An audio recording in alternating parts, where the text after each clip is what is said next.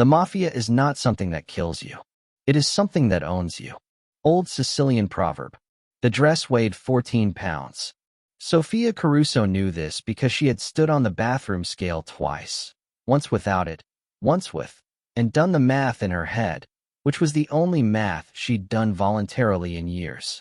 14 pounds of raw silk, hand-sewn Venetian lace, and a cathedral train long enough to sweep an entire aisle of bad decisions behind her. She looked at herself in the mirror of the Bellingham Grand Hotel's bridal suite and tried to feel beautiful. She looked beautiful. She knew she looked beautiful. Every woman who had seen her that morning had said so, in varying degrees of breathless sincerity. Her dark hair was swept up in a loose chignon, with small white roses tucked into it like secrets. Her brown eyes had been lined in a way that made them look enormous, luminous, Mediterranean. The dress itself was a masterpiece, designed by a woman in Florence who charged more per stitch than most people made in a day. But Sophia Caruso, 27 years old, standing at the apex of what her mother called the most important morning of your life, felt nothing so much as the particular suffocation of a woman who has agreed to something she cannot take back. She pressed her palm flat against the cold glass of the window. 12 stories below, Chicago moved through itself with tremendous indifference. Taxis honked. A man walked a dog the size of a small horse. A woman in red heels moved fast and alone and purposeful, and Sophia watched her until she disappeared around a corner and felt a longing so acute it was almost physical. "You're not nervous, are you?" Her mother appeared in the mirror behind her. Maria Caruso was a beautiful woman in her late 50s who had channeled every ambition she'd ever possessed into the engineering of her daughter's future. She was wearing a pale rose mother-of-the-bride suit, and her hair had been set that morning by someone who charged $200 for the privilege. All brides are nervous. "It passes." "I know," Sophia said. "Vincent is a good man." "I know. His family." "Mom." Sophia turned from the window. "I know." What she knew, specifically, was this. Vincent Marcello was 38 years old, handsome in the way of men who have always been handsome and are beginning to grow impatient with it. And he came from a family whose name opened doors across Chicago, New York, and 3 other cities Sophia had never visited. His father, Carlo Marcello, had shaken her father's hand at a dinner 8 months ago, and something had been decided between them in the way that things had always been decided in families like theirs, not with malice, exactly, but with a calm assumption that daughters were variables in an equation whose solution had already been determined. Sophia liked Vincent well enough. She did not love him. She was fairly certain he did not love her either, though he was charming about it, and brought flowers, and had once remembered, unprompted, that she took her coffee with 2 sugars. She had told herself for 8 months that this was enough. That love was a luxury, a story told by people who did not understand how the world actually worked. That her parents had been arranged in something close to this manner and had made a life together that was, if not passionate, at least solid. She had told herself all of this every morning for 8 months, and this morning, for the first time, she found she couldn't quite finish the telling. "I need a moment," she said, "before we go down." Her mother studied her with the focused attention of a woman who has spent decades reading the weather in her daughter's face. "How long a moment?" 10 minutes. I want to be alone for a minute. In here. I'll come down." Maria Caruso looked at her daughter for a long moment. Something moved across her face, something that might have been understanding, or might have been a warning, or might have been both at once. 10 minutes, she said. "The ceremony starts at 2. "I know." When the door closed, Sophia sat on the edge of the bed. The dress fanned out around her in a great white circle. She sat in it like a woman in the eye of a storm. She thought about the woman in red heels. She thought about the fact that she had a passport in her handbag. She always kept it there, a habit from a semester abroad at 22 that she'd never quite given up, as though she were always half expecting to need to leave somewhere quickly. She thought about the $7,000 in the separate bank account she'd opened 3 years ago, before Vincent, before any of this. When she had briefly and secretly thought about going back to school for the graduate program in architecture, she'd deferred indefinitely. She hadn't touched that money. She'd thought about it sometimes, the way you think about a door in a house you know you'll never open. She thought about all of this for approximately 4 minutes. Then she stood up, smoothed the dress, picked up her handbag, and walked to the door. She turned the handle. She did not go toward the elevator that would take her down to the ballroom. She went to the stairwell. The thing about 14 pounds of silk and lace is that it is not, it turns out, ideal for rapid movement through a hotel stairwell. Sophia descended 12 flights with the dress gathered up in both arms, her veil trailing behind her like a ghost she couldn't shake, her white satin heels clicking on the concrete in a rhythm that sounded, she thought, remarkably like a countdown. She emerged through a fire door into an alley that smelled of garbage and November cold and, incongruously, someone's lunch, garlic and tomatoes, a smell that made her think of her grandmother's kitchen, which was not a helpful association at the moment. She stood in the alley for 3 seconds, which was long enough for the cold to find the gap at the back of her dress and long enough for the full reality of what she was doing to arrive. She was running away from her wedding. She was a runaway bride. The phrase was so absurdly cinematic that she almost laughed. Instead, she kicked off her heels, $400 Italian heels, gone, left in an alley outside the Bellingham Grand, and ran in her bare feet to the mouth of the alley, where she flagged down the first cab she saw with the desperate authority of a woman who has absolutely no plan and has decided to execute it anyway. The cab driver, a man of approximately 60 with a silver mustache and the incurious eyes of someone who has seen everything Chicago has to offer and has chosen to be neutral about it, looked at her in his rearview mirror without surprise. "Where to?" he said. Sophia opened her mouth, closed it. The truth was that she had no idea. She had $7,000 and a passport and no shoes and 14 pounds of silk and absolutely no destination. "Just drive," she said. "North. Just drive north." The driver pulled into traffic. Sophia watched the Bellingham Grand shrink in the rear window. Her phone began vibrating in her handbag. Her mother, certainly, and then Vincent's number, and then a number she didn't recognize, which would be one of Vincent's family members who had been deployed to locate her. She turned the phone off. She watched Chicago move past the windows. She was free, she thought. She was terrified and barefoot and had no plan and was wearing 14 pounds of wedding dress in the back of a Chicago cab on a Tuesday afternoon in November, but she was free.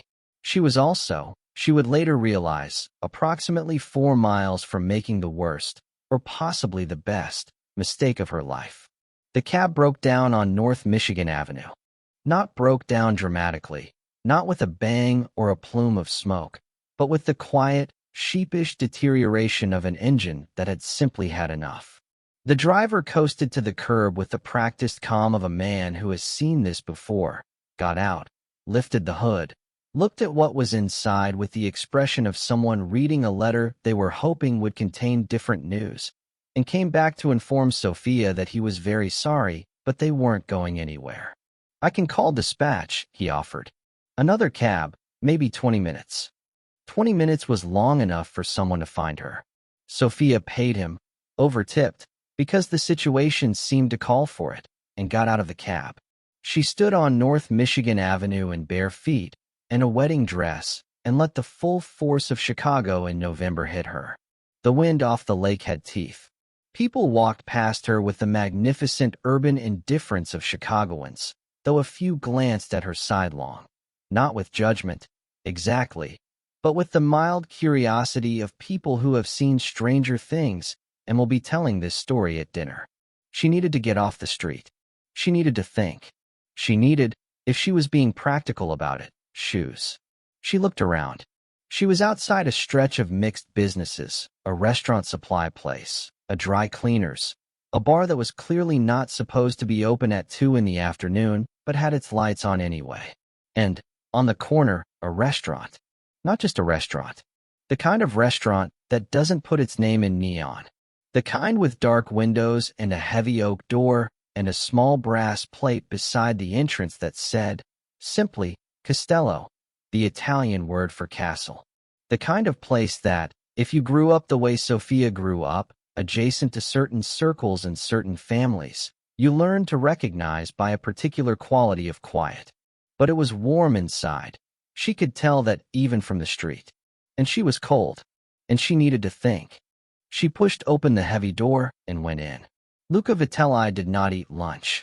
This was not a principled abstention.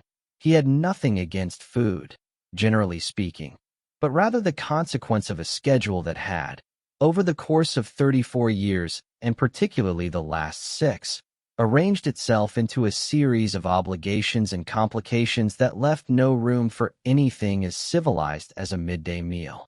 He ate breakfast at 5:30 and dinner at whatever hour dinner became possible, which was often late, and in between he sustained himself on espresso and the particular focused energy of a man who has learned that hunger, like most discomforts, is something you can simply decide not to feel.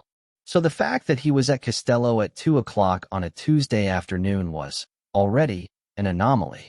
The reason for the anomaly was sitting across from him, Marco Ferrante, 60 years old, a man whose father had sat across from Luca's father in this same restaurant in a different decade, making different kinds of deals. Marco had requested this meeting.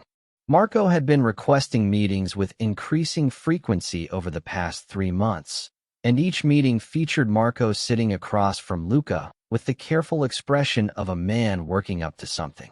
Luca was waiting for him to get to it. Castello belonged to the Vitelli family in the way that several blocks of the near north side belonged to the Vitelli family, not on paper, not in any form that a prosecutor could point to, but in the understood language of ownership that needed no deed. Luca had been coming here since he was 7 years old, first with his father and then, after his father's death 11 years ago, on his own authority. The staff knew him. The kitchen knew his preferences. The corner booth, the one with sightlines to both the door and the kitchen entrance, was always available for him regardless of reservations. He was in that booth now, drinking espresso and watching Marco Ferrante prepare to say something difficult, when the door opened and a woman in a wedding dress walked in. Luca's first thought was that it was some kind of message.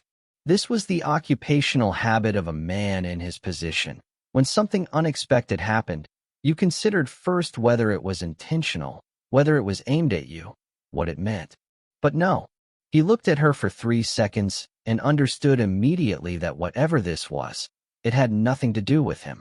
She was standing just inside the door, bare feet on the marble floor, dress gathered in one hand, looking around the restaurant with the particular expression of someone who has made an impulsive decision and is only now beginning to assess its consequences. She was dark-haired, brown-eyed, and strikingly beautiful in the way of a woman who is not thinking about it at the moment, which often makes it more pronounced. She looked cold. She looked, despite the wedding dress, like someone in the process of escaping something rather than approaching it. Marco turned to see what Luca was looking at. Interesting, he said. Said Luca.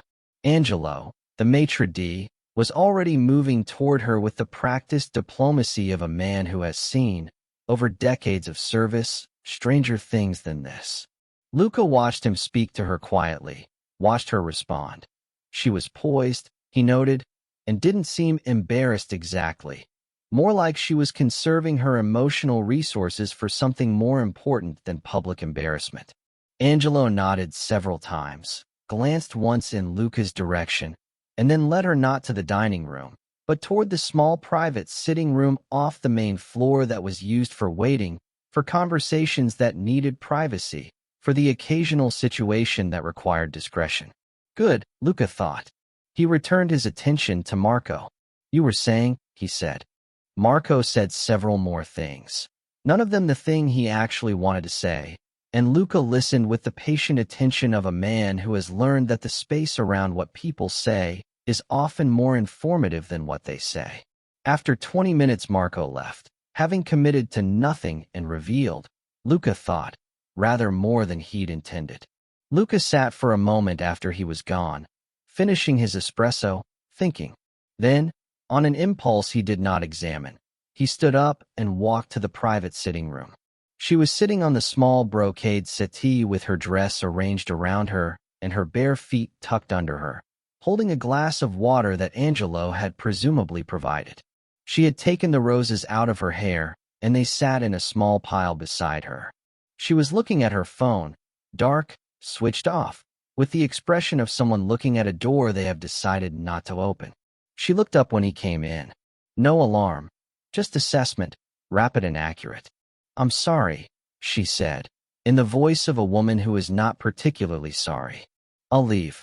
I just needed somewhere to." "You're not in the way," Lucas said. This was true. The sitting room was not in use. He stood in the doorway and looked at her and tried to identify what, specifically, had made him walk here rather than to his car. "Are you all right?" "I'm fine." A pause. "That's a reflexive answer. I don't actually know yet." He was surprised into something close to a smile. He crossed the room and sat in the chair across from her, not close, giving her space, but not retreating either. "Angelo said you seemed like you needed a moment." Angelo was right. She looked at him directly. She had the steady gaze of a woman who has decided that whatever this situation is, she is not going to be made to feel small by it. "I left my wedding about 40 minutes ago. I walked out of the hotel, got in a cab, and the cab broke down outside your restaurant." "My restaurant," he said. "Is it not yours?" He considered. "It belongs to my family." "Then your restaurant." She looked around the room, the dark paneling, the paintings, the quality of the silence. "I grew up adjacent to people who eat in places like this," she said, not unkindly. "I know what kind of family owns a place like this." Lucas studied her. "And yet you came in." "I was cold." She met his eyes. "And I figured if you were going to be dangerous, you'd at least be warm and dangerous, which seemed preferable." This time he did smile. It happened before he decided to allow it, which was unusual. "Luca Vitelli," he said. "Sophia Caruso." She said it without hesitation, which told him she wasn't afraid of him knowing her name, which meant either she didn't know who he was or she did know and had assessed the situation and decided fear was not the appropriate response. He found himself hoping it was the latter. Caruso. He turned the name over. Italian, Chicago, the right age to be adjacent to certain families. He didn't know a Caruso specifically, but the name had the texture of a name he should know. "Who were you marrying?" he asked. It was not the question he'd expected to ask. "Vincent Marcello." Luca was quiet for a moment. "Ah," he said. "You know him." "I know the family." He chose his words with the care of a man who is accustomed to choosing them. "You left Vincent Marcello at the altar." "There was no altar. It was a hotel ballroom." She looked at her hands. "And I left before I got there. I left from the bridal suite." A pause. "I've been trying to figure out if the distinction matters." "Why did you leave?" She looked up at him. Something moved across her face. Not pain, exactly, but the specific weight of a decision that has been made and cannot be unmade. "Because I couldn't make myself go down." "That's not a reason," Lucas said, not unkindly. "That's a symptom." She was quiet for a long moment. Outside the door, the restaurant murmured to itself, the sound of glassware, of low conversation, of a kitchen doing its work. "Because I would have spent the rest of my life being very comfortable and completely invisible," she said finally. "Because no one in that room, including Vincent, actually cared what I wanted. They cared what I was supposed to want. And I've been telling myself for 8 months that those are the same thing." She stopped. "I'm telling this to a stranger. In a restaurant where I hid from my own wedding." "Strangers are sometimes easier," Lucas said. "Are they?" "They have no stake in your answer." She looked at him for a moment with those large, steady eyes. "What's your stake in it?" He considered this honestly. "I don't know yet," he said. The man sitting across from her was, Sophia thought, the most dangerous-looking person she had ever found herself wanting to talk to. Not dangerous in the theatrical sense. He wasn't large in an intimidating way, wasn't scarred, wasn't performing any of the menace that men in his position sometimes performed for effect.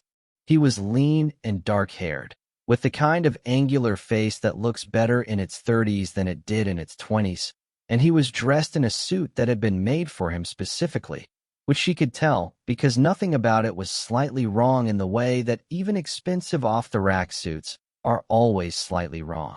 He wore no rings. He held himself with the total stillness of a man who has learned that he doesn't need to move to fill a room. His eyes were the color of the lake in November, gray-green, deep, not unkind but not comfortable either. The eyes of a man who is always, on some level, assessing. She recognized all of this clearly and was talking to him anyway, which told her something about her current state of mind. Her phone was off. Her family, her mother, her father, Vincent, anyone who had been in that ballroom, could not reach her. She was in a private room in what was very clearly a Mafia restaurant in bare feet and a wedding dress, talking to a man who had just told her, with remarkable candor, that he knew the Marcello family. She was, by any measurable standard, in a complicated situation. And yet, "How long have you been in Chicago?" she asked. "I was born here." A slight pause. "My father's family was from Palermo." "Mine too." She looked at him. "Palermo. Outside. A town called Corleone." The name landed between them. Sophia blinked. "You're serious?" "It's a real town," he said, with the slight weariness of a man who has had to say this before. "Not every family from Corleone is." He stopped. "Are you?" she asked. He met her eyes. "My family has business interests." "That's not what I asked." A silence. The quality of it changed, not threatening, but real. She had the sense that most people did not ask him direct questions and that he was deciding, right now, what to do with one. "I run the family's operations," he said. "Among other things." Sophia absorbed this. She was aware that she should probably be more alarmed. She was aware that the calculus of her day, runaway bride, broken-down cab, wandered into the one restaurant in Chicago that she should least be in, was assembling itself into something that no one in her life would describe as sensible. She also found, somewhat to her own surprise, that she was not frightened. "The Marcellos," she said. "Are they? Do you have a relationship with them?" "A professional one." His voice gave nothing away. "Which makes your presence here interesting. Is it a problem?" He looked at her for a moment with those gray-green eyes. "That," he said, "depends on a great many things." The door to the sitting room opened slightly. A man, young, dark-suited, the careful face of someone who does not enter rooms unless summoned, put his head in and looked at Luca with an expression that communicated something Sophia couldn't read. Luca held up one finger, a single, unhurried gesture, and the young man nodded and withdrew. "I should go," Sophia said. "Where?" She opened her mouth, closed it. The honest answer was that she had no idea, and the honest answer was embarrassing, and she had already said more embarrassing things in the last 20 minutes than she'd said to anyone in months, so she might as well. "I have no idea," she said. "I have a passport and some money and no shoes, and I haven't thought past this room." Luca was quiet for a moment. Something moved across his face. Calculation, she thought, and then something else, something she couldn't quite read. "Stay for dinner," he said. Sophia stared at him. "It's 2 in the afternoon," she said. "The kitchen will feed you now, if you prefer. But stay. Don't go back out on the street in November with no shoes and nowhere to go." He said it matter-of-factly, without warmth or its absence. "It's a practical suggestion. You don't know me." "No. I just told you I left Vincent Marcello's wedding." "I'm aware. And you're offering to feed you dinner," he said. "Nothing else. You can leave whenever you want." Sophia looked at him for a long moment. She was not naive. She understood very well that this offer was not without complexity. She understood that accepting hospitality from Luca Vitelli, in this restaurant, on this day, was a decision with weight to it. She understood that the world she had grown up adjacent to operated on a system of obligations and debts and relationships, and that nothing in it was truly free. She also understood that she had nowhere to go, and that she was hungry, and that for the first time in 8 months she was sitting across from someone who was talking to her like she was an actual person and not a variable. "All right," she said. "Dinner." They brought her shoes from somewhere. She didn't ask where. She suspected one of the kitchen staff had been dispatched to a nearby shop. A pair of simple black flats, her size, which impressed her more than she wanted to admit. They brought her a bowl of pasta e fagioli because she said she was cold, and then bread, and then the kind of meal that accumulates rather than arrives, each course appearing with a timing that seemed intuitive rather than scheduled. Luca ate with her. This surprised her. She had expected to be installed somewhere and fed while he returned to whatever a man like him did at 2 in the afternoon. But he sat across from her at a small table in the sitting room and ate, and they talked. Not about his work, not about Vincent, not about her family or his family or the $7,000 in her account or the passport in her bag. They talked about other things, about the architecture of Chicago, which she knew more about than he did, and he admitted as much, about Sicily, which he knew more about than she did and described with a specificity that surprised her, about books, which became a disagreement, which became the most alive she'd felt in a conversation in as long as she could remember. He had read Calvino. She had read Calvino. They had violently different interpretations of If on a Winter's Night a Traveler and spent 40 minutes on it, and she forgot, for long stretches, that she was sitting in a wedding dress she needed to get out of. "You're not what I expected," she said, at some point during the tiramisu. He raised an eyebrow. "What did you expect?" "I don't know." "Less Calvino." "More, I don't know." "Omerta." The code of silence. The whole thing. He looked at her across the table. The light had changed. It was evening now, or heading there, the sitting room warm and dim. Sophia was aware that several hours had passed, and she had not thought about her phone once. "The code of silence," he said carefully, "is not about being someone who says nothing. It's about being someone who says the right thing to the right person. And I'm the right person?" A pause. "You might be," he said. "I haven't decided." "That's honest." "I try to be." He refilled her wine. She'd had 2 glasses. She was tracking carefully because she was not going to be a woman who did something foolish in a wedding dress because of wine. "What will you do?" "Actually, not metaphysically." Sophia had been thinking about this through most of dinner, in the back of her mind where she kept things she was working on. "I have money. Enough for a few months if I'm careful. My passport. And an acceptance letter to a graduate program I deferred 3 years ago." She paused. "I deferred it again last year. I don't know if it's still valid." "Architecture." She looked at him. "How did you?" "You knew which firm designed this building. You told me the year it was renovated and by whom." A slight movement that might have been a smile. "And you have the way of looking at rooms." "What way?" "Like you're reading them." Sophia was quiet for a moment. It was the most precisely observed thing anyone had said to her in recent memory. "Italy," she said. "The program is at the Politecnico di Milano." "Milan," he said. It seemed far enough. "Far from Chicago." "Far from," she stopped.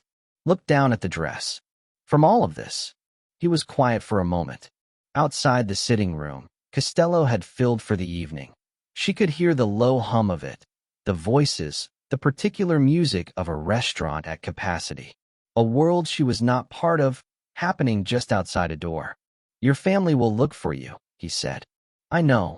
The Marcellos will be displeased." "I imagine so." She met his eyes. "Is that a problem for you? My being here?" He considered. "It could become one." "Then I'll go." She started to stand. The dress was difficult, all 14 pounds of it, and she gathered it with the practiced efficiency of a woman who has been wearing it for 6 hours. "Sophia." His voice was even. She stopped. "I didn't say it was a problem. I said it could become one. There's a difference." She looked at him. "It's late," he said. "November. You have nowhere to go, and you're in a wedding dress." He paused. "I have a guest room. You can stay tonight. Tomorrow you can make decisions." The offer sat between them. Sophia thought about what it meant and what it didn't mean, and she thought about the kind of man who made an offer like that and the kind of man she was looking at. and she thought about the fact that her instincts, which had been spectacularly correct about her wedding, were telling her that this man, whatever else he was being straightforward. Guest room, she said. Guest room, he confirmed, with a lock on the door. All right, said Sophia Caruso, for the second time that afternoon. All right. She woke to the smell of coffee. The guest room was large, simply furnished, with a high ceiling and one long window that let in the pale, particular gray of a Chicago November morning. Sophia lay in the bed, which was excellent, the kind of mattress that suggests someone bought it without consulting a price, and looked at the ceiling and took stock. She was alive. She was unhurt. She had slept, and probably quite well. She was in the guest room of a Mafia boss's house on Astor Street. The house had surprised her. She'd expected something that performed its power loudly. A mansion, a gate, something that announced itself. What she found instead was a narrow, beautiful graystone rowhouse, the kind that Astor Street is famous for, that was distinguished from its neighbors only by its exceptional state of preservation and, she'd noticed as they came in, by the quality of its locks. Inside, dark wood, good art, some of it, she suspected, very good art, rooms that were spare without being cold. The kind of house that had been furnished by someone who knew what they wanted and had not needed to prove anything. She found him in the kitchen. He was in different clothes, still dressed, dark trousers and a gray shirt with the sleeves rolled. The first time she'd seen him without the jacket, and it changed him slightly, made him seem less armored. He was making coffee with the focused attention of a man who makes coffee seriously, using one of those Italian stovetop pots that hiss and grumble before they deliver.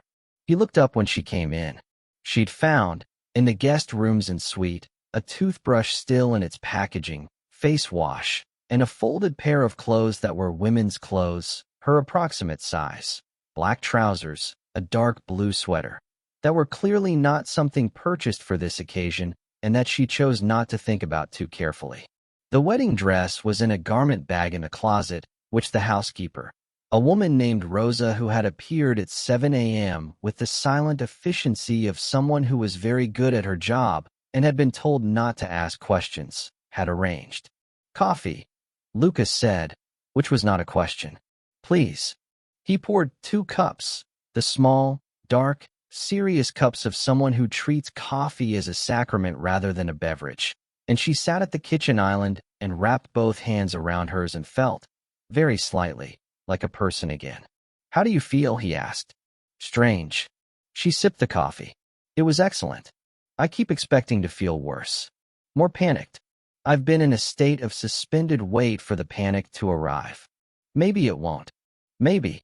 She looked at him across the island. Or maybe I'm still in shock, and tomorrow I'll fall apart. Also possible. You're very calm about all of this, she said. He considered. I've seen more chaotic situations. I imagine you have. She held his gaze. I should turn my phone on today. Yes. There will be a lot of missed calls. Yes. My mother will be, she stopped. My father will be, she stopped again. She was aware, not for the first time, that the part of this she hadn't fully thought through was not the leaving but the aftermath of the leaving. You could run away from a wedding. You could not run away from the family you came from. Not cleanly, not ever. Your father knows the Marcello family? Luca asked. His voice was careful. Not closely. Not the way you know them. She looked at her coffee. My father is adjacent. He has a business, importing. Some of his clients are, they're in certain circles. She glanced up. He's not what you are. Few people are, Lucas said, without vanity. He wanted the connection, she said. With Vincent. With the Marcello name. He thought it would, she stopped. This was not something she'd said out loud before, to anyone, and she found it came out more plainly than she expected. He sold me, she said. Not literally. But she stopped again. Luca was quiet. He did not offer reassurance or challenge, which she found she was grateful for. He let it sit there, the sentence, and he looked at her, and she felt seen in a way that was uncomfortable and necessary. What will Vincent do? She asked.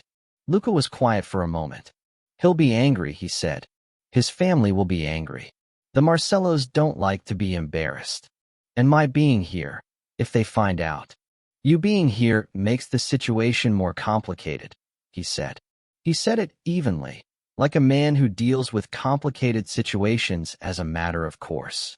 But that's my complication to manage, not yours. Why? She asked. Why is it yours to manage? You don't owe me anything. He looked at her across the kitchen. In the morning light, without the restaurant's amber warmth, he looked sharper, the angles of his face more pronounced, the gray in his eyes more evident.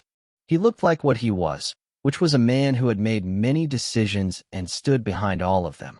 Because you walked into my restaurant, he said, and you told me the truth. That's a strange reason. People don't usually, he said. She turned her phone on at 9:30. 47 missed calls. 11 voicemails. A number of text messages that ranged, she could tell from previewing them, from frantic to furious. Her mother. Her father. 3 numbers she didn't recognize. And Vincent. 6 calls, no texts, which told her something about him that she'd already mostly known. She sat in the guest room and called her mother back. The conversation was not easy. Her mother cycled through several distinct emotional registers. Relief, she's alive. Fury, how could you? Grief, the dress, the flowers, what people will say. And then, at the end, a strange quietness that was the most frightening thing of all. Where are you? Her mother said. I'm somewhere safe. Sophia. Her mother's voice was very controlled. Your father is. He has spoken with the Marcellos. With Carlo Marcello himself. This is the embarrassment alone. Mom. Sophia kept her voice even. I couldn't marry him. I couldn't do it. You should have said something. Weeks ago. Months ago. Before. I know, Mom. She pressed her hand against the window glass. Same view, different city. Chicago still moving through itself out there, still indifferent. I'm sorry for how I did it. I'm not sorry for doing it. A long silence. Vincent wants to speak with you, her mother said. Not yet. Sophia. Not yet. She said it quietly, but with a firmness that must have landed, because her mother did not push it. Tell Dad I'll call him tomorrow. Tell him I'm safe. And Mom. She paused. I love you. I do. I know this is, I know. She hung up. Sat for a moment. Then she called the Politecnico di Milano's graduate admissions office and learned, after being on hold for 11 minutes with Italian bureaucratic patience, that her deferred application was indeed still technically active, that the spring enrollment deadline was in 3 weeks, that there were spaces in the program, and that she should submit her updated portfolio and letter of intent as soon as possible. She sat on the bed after she hung up and felt something she couldn't name immediately, something like air entering a room that had been closed. She found Luca in his study. He was on the phone, or had been. He was just finishing when she knocked on the open door, and he gestured her in with the focus of a man concluding something. He put the phone down and looked at her. How was it? My mother is upset. My father will be furious. She sat in the chair across from his desk. Vincent's family will be. They are, Luca said. I've had 2 calls this morning. Sophia stilled. About me? About the situation. He said it carefully. The Marcellos want to know why you walked out. Vincent is, a pause. Wounded. In the way of a man whose pride has been injured. Not his heart. Luca looked at her steadily. It's possible he doesn't entirely distinguish between the two. Sophia absorbed this. You spoke to them about me. No, his voice was precise. They called about the situation. I said I knew nothing of it. I said I would keep my ears open. He held her gaze. Which is what someone in my position would say. And is that true? That you know nothing of it? A slight pause. As of this morning, I know that you're safe and you've decided not to marry Vincent Marcello. That's all I know. You're keeping me from them. You're my guest, he said. You're not a piece of information. Something about the way he said it. Quiet, certain, not chivalrous exactly, but simply matter of fact, made something shift in her chest. She was used to being looked at as a piece of information. She was used to being a variable in other people's equations. She had spent 27 years in that role, and she was very tired of it. And this man had said you're not a piece of information with the straightforwardness of someone stating an obvious fact. I want to stay a few more days, she said, while I figure out my next steps. He was quiet for a moment. She watched him think, really think, weigh something. The situation will become complicated, he said, if you stay. I know. My position with the Marcellos, my family's relationship with their family, will be affected if it comes out that you're here. I know that too. She met his eyes. You should ask me to leave. Logically, you should put me in a car and send me somewhere and be done with it. Yes, he said. But, a pause. His gray-green eyes held hers. Stay, he said. A few days. Figure out what you need to figure out. Why? She asked again. The same question she'd asked in the kitchen, which felt like it might be the only question that mattered. Because you looked at my bookshelves last night, he said, for 20 minutes, before you went to bed. I saw you through the door. He glanced down at the desk. I've never had a guest who did that. Sophia laughed. It came out surprising, not the polite, managed laugh she'd been producing for 8 months, but a real one, sharp and a little undignified and completely genuine. She covered her mouth. He was looking at her with an expression she hadn't seen on him before. Not quite a smile, but something adjacent to warmth. All right, she said for the 3rd time. All right. She stayed 3 days, and then 4, and then a week. The week developed its own architecture. She learned the house, its proportions, its particular light at different hours, the way the study smelled of old paper and something woody she couldn't identify, the way the kitchen smelled of coffee in the morning and of roses cooking in the afternoon. She learned the patterns of the household.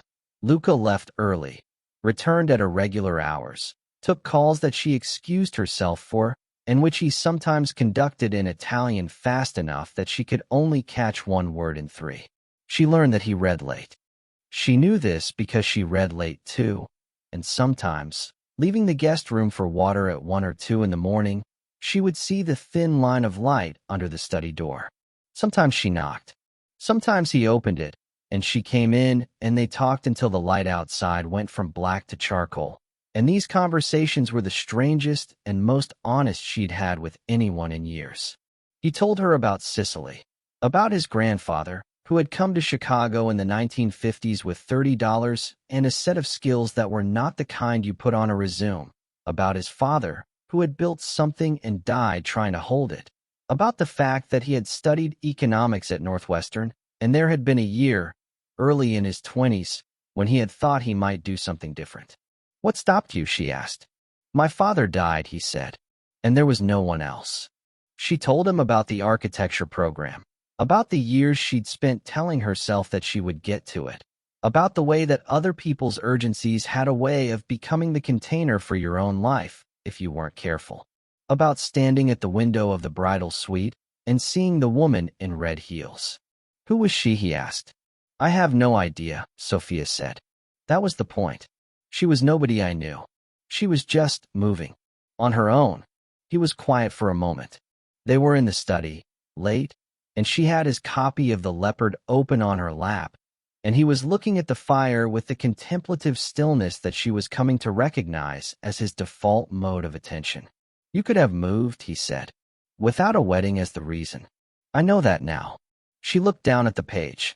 I think I needed the wedding. As a crisis that finally made the choice for me. She paused. That's very cowardly. It's human, he said. Are you ever cowardly? He considered. In different ways. Tell me one. A long pause. The fire shifted. I have a list of people I've lost, he said, over the years. In this work. And I could make a different argument about each loss. Why it was necessary, what the alternative was, why I had no choice. He looked at the fire. I don't make those arguments to myself anymore. I just keep the list. Sophia was very still. That's not cowardice, she said finally. That's something else. What? I don't know the word for it, she said honestly. But it's not cowardice. He looked at her. The quality of his looking had changed over the week. It was still that assessing quality, the perpetual watchfulness of a man in his position, but something had been added to it. Something she recognized, because she could feel the same thing when she looked at him. The particular attention you pay to a person you are trying to understand, because understanding them has started to matter. Sophia, he said. I know, she said before he finished. Because she did know. She had known for several days in the way you know things before you've decided what to do about them. Held it in the peripheral vision of her awareness and let it sit there, not examined, not acted upon. I know. A silence that was not uncomfortable. Your family will find out you're here eventually, he said. I know. The Marcellos will. I know. She met his eyes. What do you want to do? He was quiet for a long moment. The fire. The room. The quality of the dark outside. I want to make sure you're safe, he said. Whatever happens next. That's not what I asked. He looked at her steadily. She watched something happen behind his eyes. The long, careful deliberation of a man who is very accustomed to not saying what he actually means, confronting the fact that this woman, for some reason he had not fully identified, had dismantled that habit. I want you to stay, he said. Not as a guest. Sophia looked at him for a long, quiet moment. That, she said, is considerably more complicated. Yes, said Luca Vitelli. It is. She had been there 12 days when the world found them. It wasn't her family, or not directly. It was a man named Enzo Ferrante, Marco's son, who had been watching the house on Astor Street for reasons that became clear only later.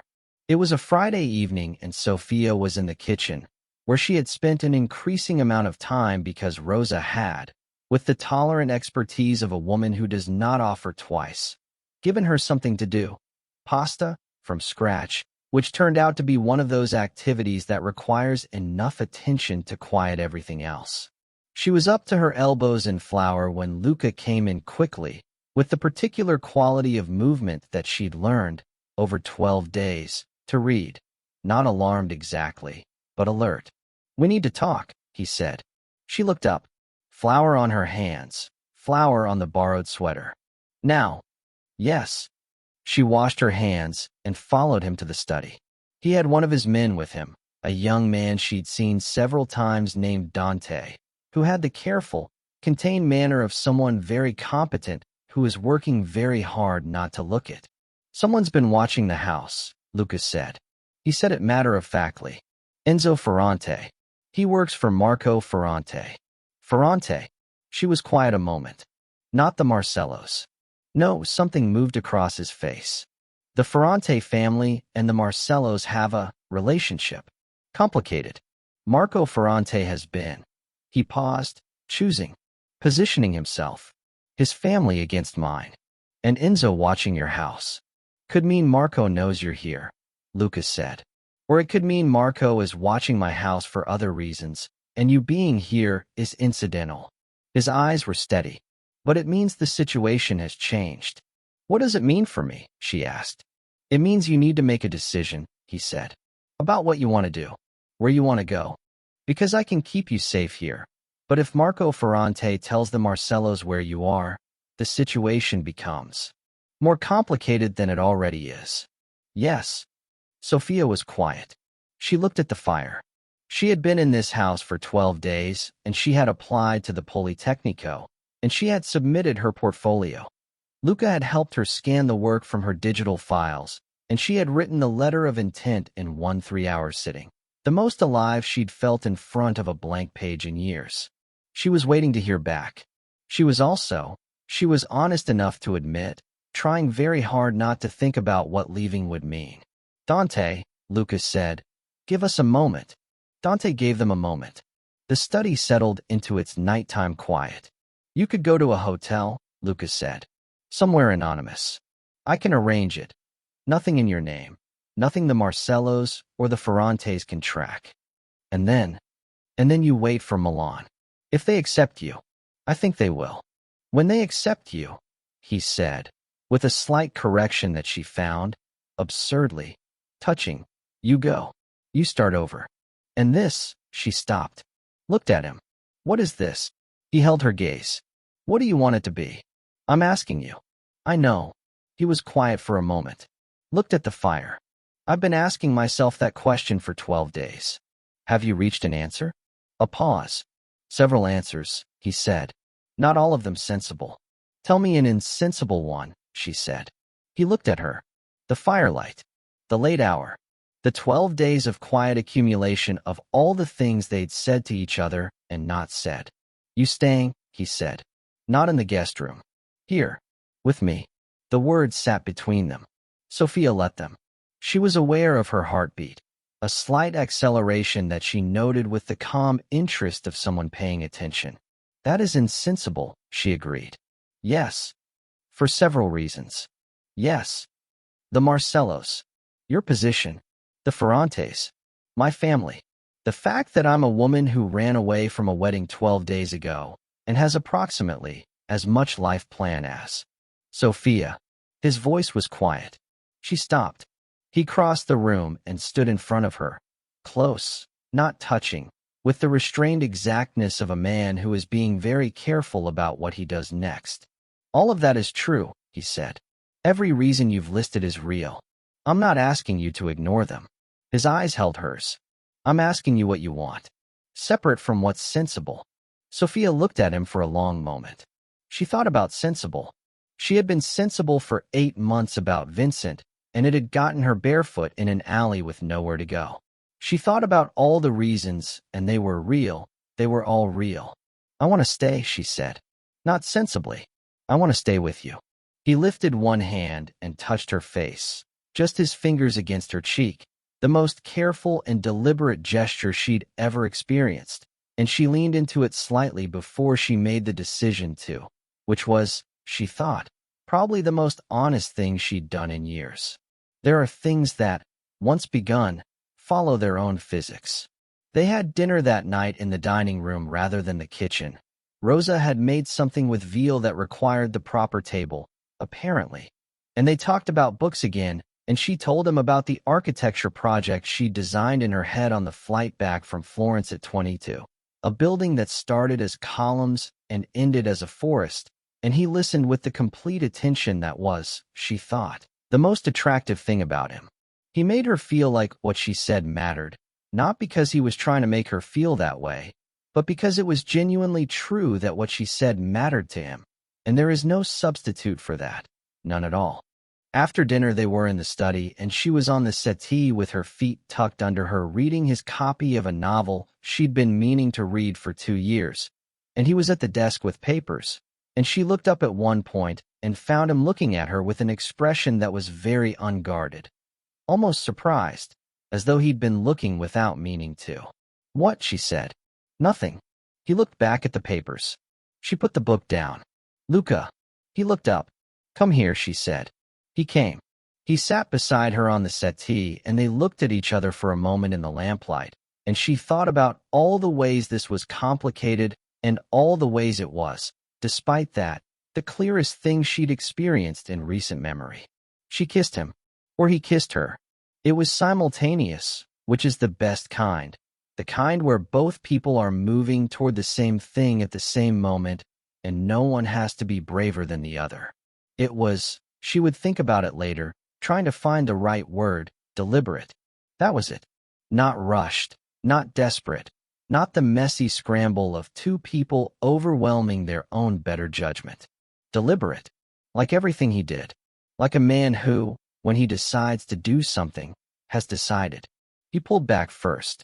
His hands, those careful hands, were in her hair, which had been in a loose braid and was now considerably less so. Sophia, he said. His voice had changed, not softer exactly, but less armored. I know, she said. Again, she seemed to keep knowing things before they were said, which was new. She was used to not knowing things, to being kept out of the room where decisions were made.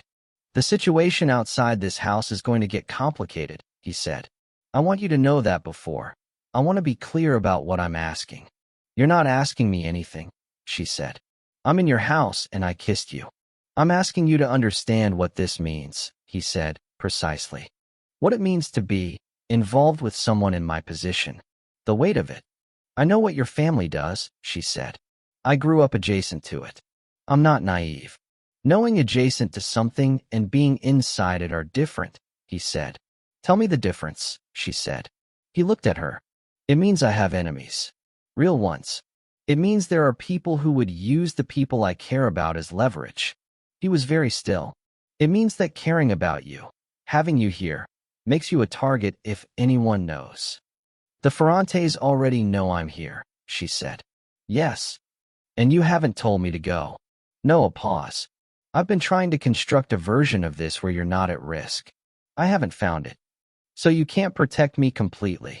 No one can protect anyone completely.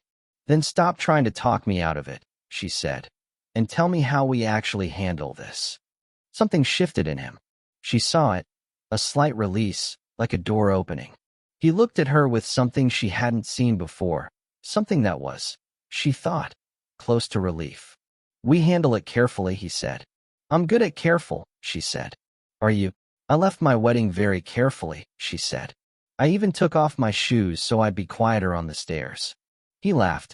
It was, she filed this away carefully, the most unguarded thing she'd seen him do. Brief, real, a little startled. All right, said Luca Vitelli. Carefully then. Marco Ferrante was a man who had spent 40 years building towards something and had arrived in his 60s at the uncomfortable awareness that what he built was slightly shorter than what he'd intended. His father had been a significant figure. His own position was significant, but secondary. The Vitelli family, under first Gennaro Vitelli and now Luca, had maintained a dominance in their particular corner of Chicago that Marco had never quite been able to challenge directly. Gennaro he had feared. Luca he found more complicated. The man was young, careful, and had the frustrating quality of being difficult to predict. What Marco wanted, specifically, was the Vitelli family's territory on the north side. What he had been building toward, slowly and carefully, was a situation in which the Marcellos and the Ferrantes together could apply pressure sufficient to require Luca to negotiate, concede, step back from certain arrangements. The Marcello connection was key. Carlo Marcello was not a man you controlled. He was a man you aligned with. And Carlo Marcello's son had just had his wedding destroyed by a woman who had, as Enzo's surveillance made clear, run directly to Luca Vitelli's house and stayed there for nearly 2 weeks. This was, Marco thought, extremely useful. He met with Carlo Marcello on a Wednesday, in a restaurant that was Marco's choice and therefore a subtle statement of something. Carlo was 63, silver-haired, and had the careful courtesy of a man who reserves his actual feelings for situations where they're useful. Your son's situation, Marco began. My son, Carlo said, is fine.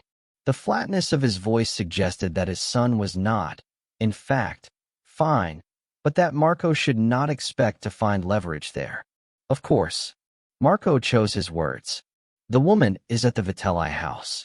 Has been since the day. Carlo was very still. You're certain? My son confirms it. Marco set his espresso cup down. Luca is harboring the woman who humiliated your son.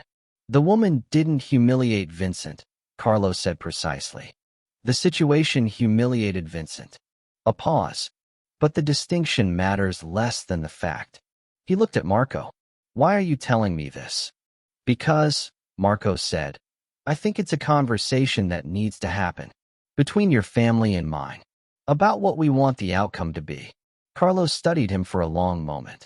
What outcome do you want, Marco? I want, Marco said carefully, what we've been discussing for some time. Arrangement.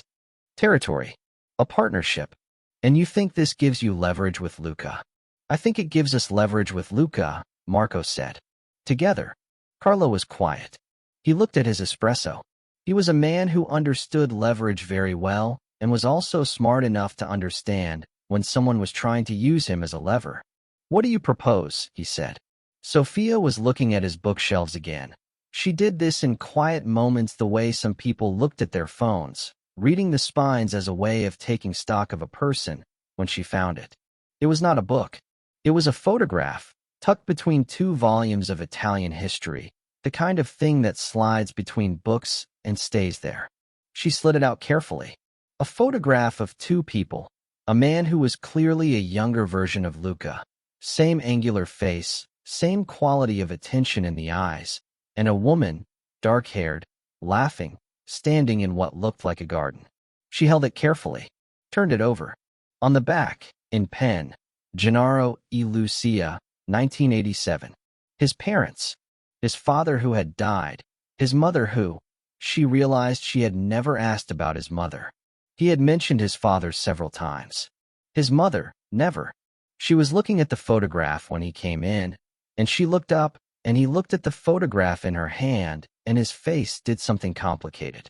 "I'm sorry," she said immediately. "I found it between the books. I wasn't." "It's all right." He crossed the room and looked at the photograph. Took it from her carefully. "My parents. 1987. She's beautiful." She was.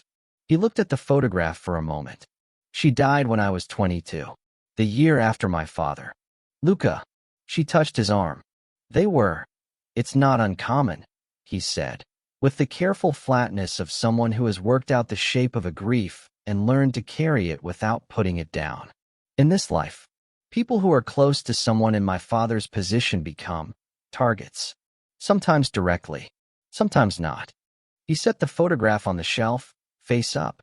"My mother was not well after my father died. I think she chose not to be." Sophia was quiet. She thought about choosing.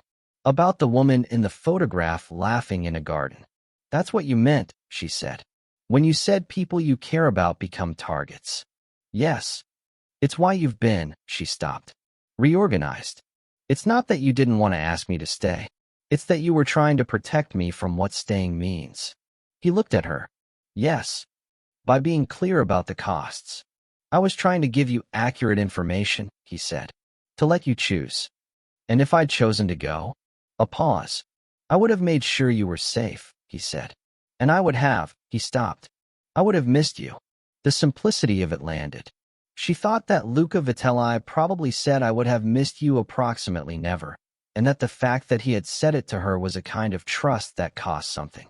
"I'm not your mother," she said quietly. "I know. I'm not." She thought about how to say this. "I'm not fragile. I grew up around men like your father, not as close, but close enough to understand what it means. I'm not walking into this blind. I know that too." He held her gaze. "That's not the fear." "What's the fear?"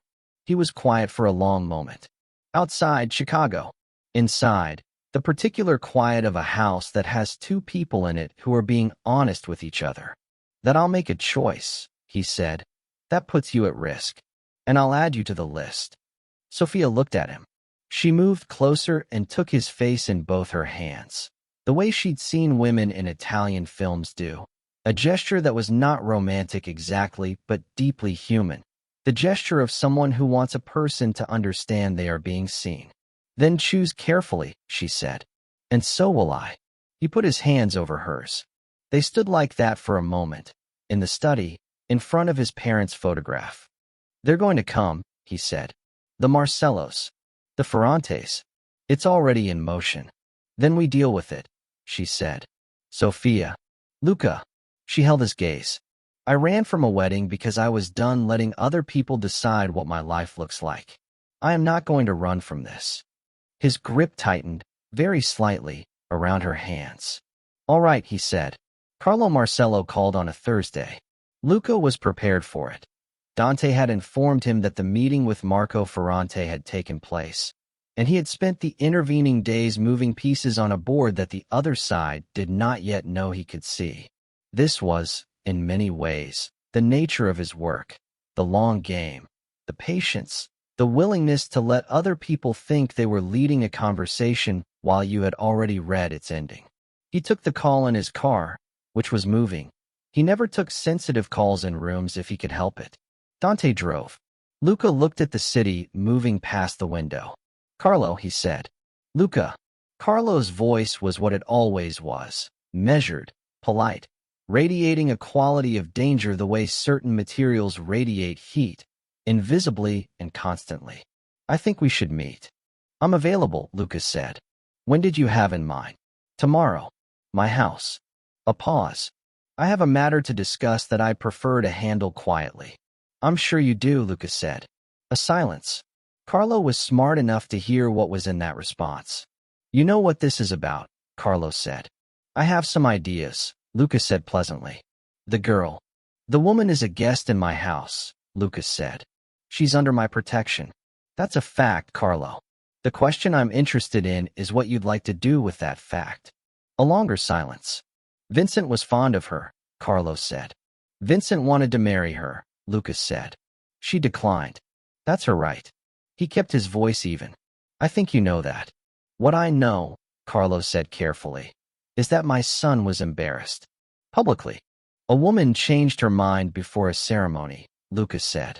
That happens. The public dimension is something your family chose by making the wedding an event. That's not on her. Luca. Carlos' voice dropped half a register. I'm not calling to argue. I'm calling because I want to resolve this without it becoming something larger. I want that too, Lucas said truthfully. Tell me what resolution looks like from where you're standing. She comes back, Carlos said. She apologizes, publicly, to my family. Vincent decides whether he wants to proceed. And you? A pause. You step back from whatever this is. No, Lucas said. The word was quiet and absolute. Luca. She's not going back, Lucas said. She made her choice. A woman's choice about who she marries is not something I will override. And it's not something you can demand I override. Not even you, Carlo. He let that sit for a moment. The second thing, what I step back from, is not something I'm prepared to discuss. A long pause. Marco Ferrante, Carlos said, tells me you're in a vulnerable position. Marco Ferrante, Lucas said, tells you what serves Marco Ferrante. I'd consider that before taking his intelligence at face value. Silence. Tomorrow, Carlos said. Come to my house. We'll talk. I'll come, Lucas said. But I want you to understand something before I do. Whatever Sophia Caruso's relationship with your family was, it's over. She doesn't owe your family anything. And I will not allow her to be used as a mechanism in whatever arrangement Marco is proposing. He let the word allow sit there with all its implication. That's a strong word, Carlos said. It's the word I mean, Lucas said. He told Sophia about the call that evening. She was on the settee in the study again. This had become her place in the house, her spot, and he found himself thinking of it as hers with a naturalness that would have surprised him 2 weeks ago. She had her portfolio open on the coffee table, working on additional pieces for the application, and she looked up when he came in and read his face with the accuracy she'd developed in 2 weeks of practice. Tell me, she said. He told her. All of it. The call, Carlos' demands. His response, the Ferrante dimension. She listened without interrupting. This was one of the things he valued about her. She listened like she was actually trying to understand, not like she was waiting for her turn. You told him no, she said when he finished. Yes. Flatly. Yes. She was quiet for a moment. The Ferrantes and the Marcellos together. What does that actually mean for you? Your position. It means, he said, sitting down across from her, that there will be a coordinated effort to pressure my operations. Financial, territorial. Some of it will be illegal. Some of it will be legal but designed to cost me. And your family? The people who work for you. They're prepared, he said. This isn't unprecedented. The Vitelli family has faced pressure before and handled it. Without, she stopped. Without a woman complicating things. Without someone I'm invested in, he said. Yes, that's new. New, she said, with a slight smile that didn't quite reach her eyes. Uncomplicated things. You've clarified things, he said, with precision. There's a difference. She looked at him. Luca, I need to ask you something, and I need you to answer it honestly. Always. If I hadn't come to your restaurant, if this hadn't happened, would you be in this situation? He thought about it honestly. The Ferrante pressure would have come regardless, he said. That's been building for longer than you've been here. You've accelerated the timeline. The Marcello dimension is new. The Marcello dimension is me, she said. The Marcello dimension is their choice to turn a personal situation into a professional one, he said. That's on them. But I'm the reason they have the opening. He looked at her steadily. Yes. Do you want me to tell you it doesn't matter? Because I won't. No. I want you to tell me what you need from me. He considered. Tomorrow I go to Carlo Marcello's house. I go alone. I handle it. He held her gaze. What I need from you is to stay here, stay with Dante, and don't do anything that puts you in the open. You're worried they'll use me. I'm worried Marco Ferrante will use you, he said. Carlo is a principled man, in his way. He plays by certain rules. Marco has fewer rules. What does Marco want? My territory, Lucas said. My operations on the north side. He wants to expand, and he can't do it while I'm where I am. He paused. You are leverage. The idea is that threatening you threatens me. And does it? He looked at her. Yes, he said simply. It does. Sophia absorbed this. She was quiet for a moment, and he watched the particular quality of her thinking, the way she went somewhere internal and came back with something organized. Then we remove the leverage, she said. How? I talked to my father, she said. My father knows the Marcellos, not well, but enough. If my father publicly sides with me, publicly supports my decision, then I'm not an estranged daughter who can be recovered against my will. I'm a woman who made a choice with her family's support. Your father, Lucas said, who wanted the Marcello alliance. Who is also my father, she said, and who, when it comes down to it, would not want his daughter handled like a chess piece. She paused. I think I need to find out. He studied her. That's a risk. Yes. He might not. I know. She met his eyes. My whole life I've been managing the risk of disappointing people. At some point you have to just call. Find out. Sophia, let me do something, she said. You're going to walk into Carlo Marcello's house tomorrow and handle a situation that I created. The least I can do is call my father and handle the part that I can reach. He was quiet for a moment. Then, be careful. I'm always careful, she said. I left my wedding very quietly, remember? Roberto Caruso answered on the second ring. This was itself telling. Her father, a man who screened calls with the strategic selectivity of a man who had built his life around managing access, answering on the second ring meant he had been waiting for this call. Sophia. His voice was complicated. Relief and fury and something else underneath them both. Dad. She sat in the guest room, which felt right for this call. The room she'd started in. I need to talk to you. You need to, he stopped. She could hear him gathering himself, which was something she'd watched her father do her entire life. He was a man who felt things strongly and had learned to manage that, to present controlled surfaces. Where are you? Somewhere safe. I'll tell you more when I can. I need you to listen to me first. A pause. I'm listening. She had thought about how to say this. She said it directly, which she had discovered, in the past 2 weeks, was the only way she knew how to say things anymore. I couldn't marry Vincent, she said. I tried to want to. For 8 months I tried. But I would have spent the rest of my life in a marriage that was good for everyone except me, and I couldn't do it. A breath. I'm sorry I did it the way I did it. I'm not sorry I did it. Silence. The Marcellos, he started, are angry, I know, and I'm sorry for the position it puts you in with them. But Dad, she stopped, looked at the window. You can't give me back to them. I won't go. And I need you to know that so that when Carlo Marcello or whoever calls you, you can tell them that. Sophia, you don't understand what you're. I'm asking you to choose me, she said, over the business relationship, over whatever Carlo Marcello can offer you. Her voice was steady. I'm your daughter, and I'm asking you to choose me. A very long silence. Where are you? He asked again. Differently. She considered. I'm at the house of a man named Luca Vitelli, she said. He's been protecting me. A silence. Different quality. Vitelli, her father said. Yes. Luca Vitelli. Yes. Sophia. His voice was very measured now. Do you understand what? Dad. She cut him off. I know who he is. I know his family. And I know that you're about to tell me this is a bad idea. And you may be right. But I'm telling you about it because I'm not hiding anymore. Not from my family. Not from the Marcellos. Not from anyone. She paused. I have an acceptance letter from the Politecnico di Milano. I'm going to Milan to study architecture. What I need to know is whether you're going to be on my side or not." A long, long silence. She heard her father breathe. She heard, beneath the breathing, the sound of a man making a decision. "You got into Milano," he said. "Yes." "You applied again."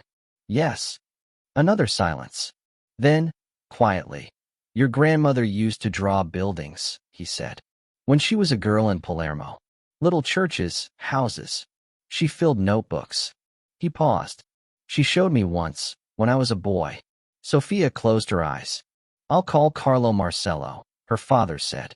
"I'll tell him the matter is closed. That you've made your decision, and I support it." A pause. "I'm angry, Sophia. I want you to know I'm angry." "I know. But He stopped. "Come home before you go to Milan. Let your mother see you." "I will," she said. "I promise." "And this man," a pause. "Vitelli." "Yes." "He's treating you well." "He is." A pause that contained many things. "I'll make some calls," her father said. "Not about Luca. About the Marcellos." The understanding was clear without being stated. "Thank you, Dad." "Don't thank me," he said gruffly. "Come home soon." Luca arrived at Carlo Marcello's house on Friday at noon. It was a house in Lincoln Park that asserted its own importance with somewhat less subtlety than Luca's house. Larger, more formal, the kind of house that had been decorated by a professional to communicate specific things. He had been here before, twice, in his father's time. The hallways were the same. The particular quality of the quiet was the same. Carlo met him in the study. Marco Ferrante was there, which Luca had expected but had been prepared to pretend to be surprised by. He was not surprised by anything, which was the preparation. There was a fourth man. His name was Frank Rialto, and he was a lawyer whose practice nominally specialized in corporate contracts and whose actual specialty was the specific kind of problem this conversation was going to be about. Luca noted him and filed him.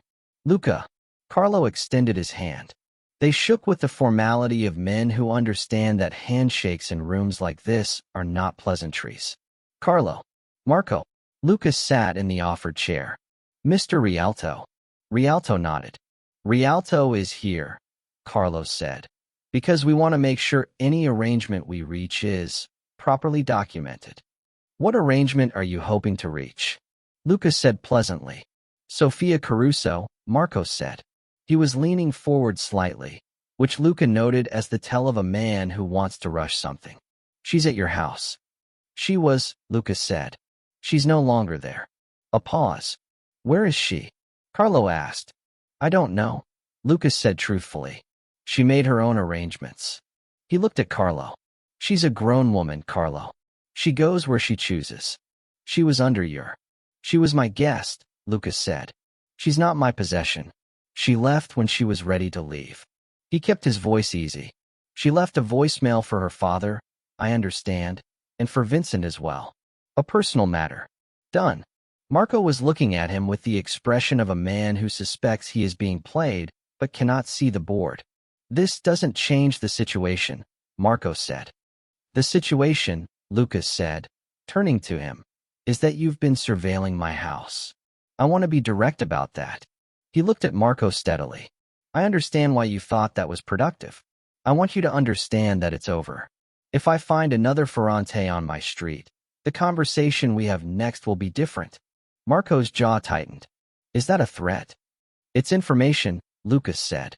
"Like your surveillance was information. We're just exchanging." Carlo looked between them. He was, Luca thought, smart enough to see what Marco had walked him into. That the leverage the Ferrante had promised was not, in fact, leverage at all, because the woman was gone, and her father had. Luca had confirmed through his own channels that morning. Indeed made a call to Carlo the previous evening that had changed the calculus somewhat. "Marco," Carlo said, with a quality of quiet that made Marco fall silent. He looked at Luca. "Roberto Caruso called me." "I know," Lucas said. "You arranged that." "She called her father," Lucas said. "What he did with the conversation was his own choice." Carlo studied him for a long moment. There was something in his eyes that might, in a different context, have been respect. "You're protecting her," Carlos said. I care about her, Lucas said. The room went very quiet. This was not the kind of thing that was said in rooms like this. He said it anyway, clearly, looking at Carlo Marcello without flinching. Whatever you do with that information is your choice. But I want it on the table. Another silence. Long Marco looked like he had swallowed something difficult. Vincent won't, Carlo started. Vincent will find someone he actually loves, Lucas said. Or he won't. That's not about Sophia. He held Carlo's gaze. It was never about Sophia. You know that. Carlo was quiet for a very long time. He looked at Marco Ferrante with an expression that had sharpened considerably since the beginning of the meeting. Then he looked back at Luca. The Ferrante proposal, Carlo said carefully, is not one I've committed to. Marco straightened. Carlo, the proposal requires me to take action against the Vitelli family over a personal matter that Roberto Caruso has publicly indicated is closed. Carlo said it flatly. That's not a foundation I'm interested in building on. Marco stared at him. I think, Carlos said, standing, that Luca and I have some things to discuss. Privately. It was not an invitation. Marco Ferrante left the room with the contained fury of a man who has miscalculated something significant and will need time to fully understand what. Rialto followed him. The door closed. Carlo looked at Luca. Vitelli, he said. Marcello, Lucas said. A pause. And then, improbably, Vincent never loved her, Carlos said. I knew that. I let it proceed anyway because the Caruso connection was useful. And the girl was. She seemed amenable. He stopped. She wasn't, apparently. No, Luca agreed. You love her. Carlos said it not as a question. Yes, Lucas said. He had not said this word to Sophia yet, and it was strange to say it here first. But there it was, and it was true. So he said it. I do. Carlo looked at him for a moment. My son will get over it, he said finally. His pride, specifically, will take longer. But that's, he waved a hand. I'll handle Vincent. He looked at Luca. The business we should have been discussing before Marco Ferrante made it complicated. The arrangement on the west side, Lucas said. The arrangement on the west side, Carlo agreed. Sit down. Tell me what you're thinking. Sophia was not at the house when Luca came back. This was deliberate. She had told Dante where she was going and had taken, at Dante's insistence, one of the other men with her, a quiet person named Sal who drove a car that was not notable and walked behind her at a distance that suggested he was simply also going in her direction. She went to her parents' house in Evanston. The drive took 40 minutes. She sat in the back of Sal's unremarkable car and watched Chicago become the near suburbs and thought about the last time she'd been here. The morning she'd put on the wedding dress for the final fittings, her mother clucking about the train, her father proud in the way he was always proud of her, which was to say largely by implication. Her mother opened the door. Maria Caruso looked at her daughter for a long moment and then pulled her into the kind of embrace that mothers produce at the convergence of relief and fury, tight, wordless, prolonged. You scared me, her mother said into her hair. I know. I'm sorry. They sat at the kitchen table with coffee. Her mother asked questions and Sophia answered them as honestly as she could, which was more honestly than she'd answered questions in her own house in years. She told her about the cab breaking down, about Costello, about Luca. Her mother's face moved through several distinct expressions on the subject of Luca Vitelli. Concern, recognition, something that might have been resignation. Her mother started. I know what he is, Sophia said. I'm not going to pretend otherwise. Your father has already said he supports me. Sophia held her mother's gaze. I know it's complicated. It's going to be complicated for a while. But Mom, I'm going to Milan. I got in. Her mother was quiet for a moment. She looked at her coffee. Your father will be impossible if you go to Milan, she said finally. He'll call every other week. I know. He'll want to visit. He can visit. Sophia reached across the table and took her mother's hands. I'm not disappearing. I'm just going somewhere. Finally, her mother looked at her for a long moment. At 27, Sophia had her mother's eyes and her father's stubbornness, which was the combination that had gotten her here. Maria Caruso saw this very clearly. This man, her mother said. Vitelli. Yes. You are serious. Sophia considered how to answer this. I've been here for 2 weeks, she said. I don't know what serious is yet.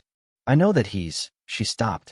Thought about the bookshelves, the Calvino argument, the way he'd told her about his father's death with the quiet precision of someone who has learned to carry grief at a certain angle.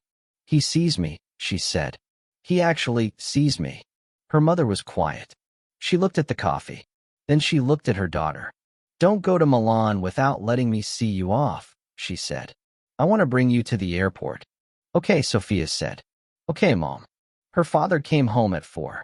He looked at Sophia the way her father had always looked at her when she'd done something that had cost him something. Not angry, exactly, but carrying the specific gravity of a man who has been rearranging things on her behalf. He sat across from her at the same kitchen table. I called Carlo Marcello, he said. I know.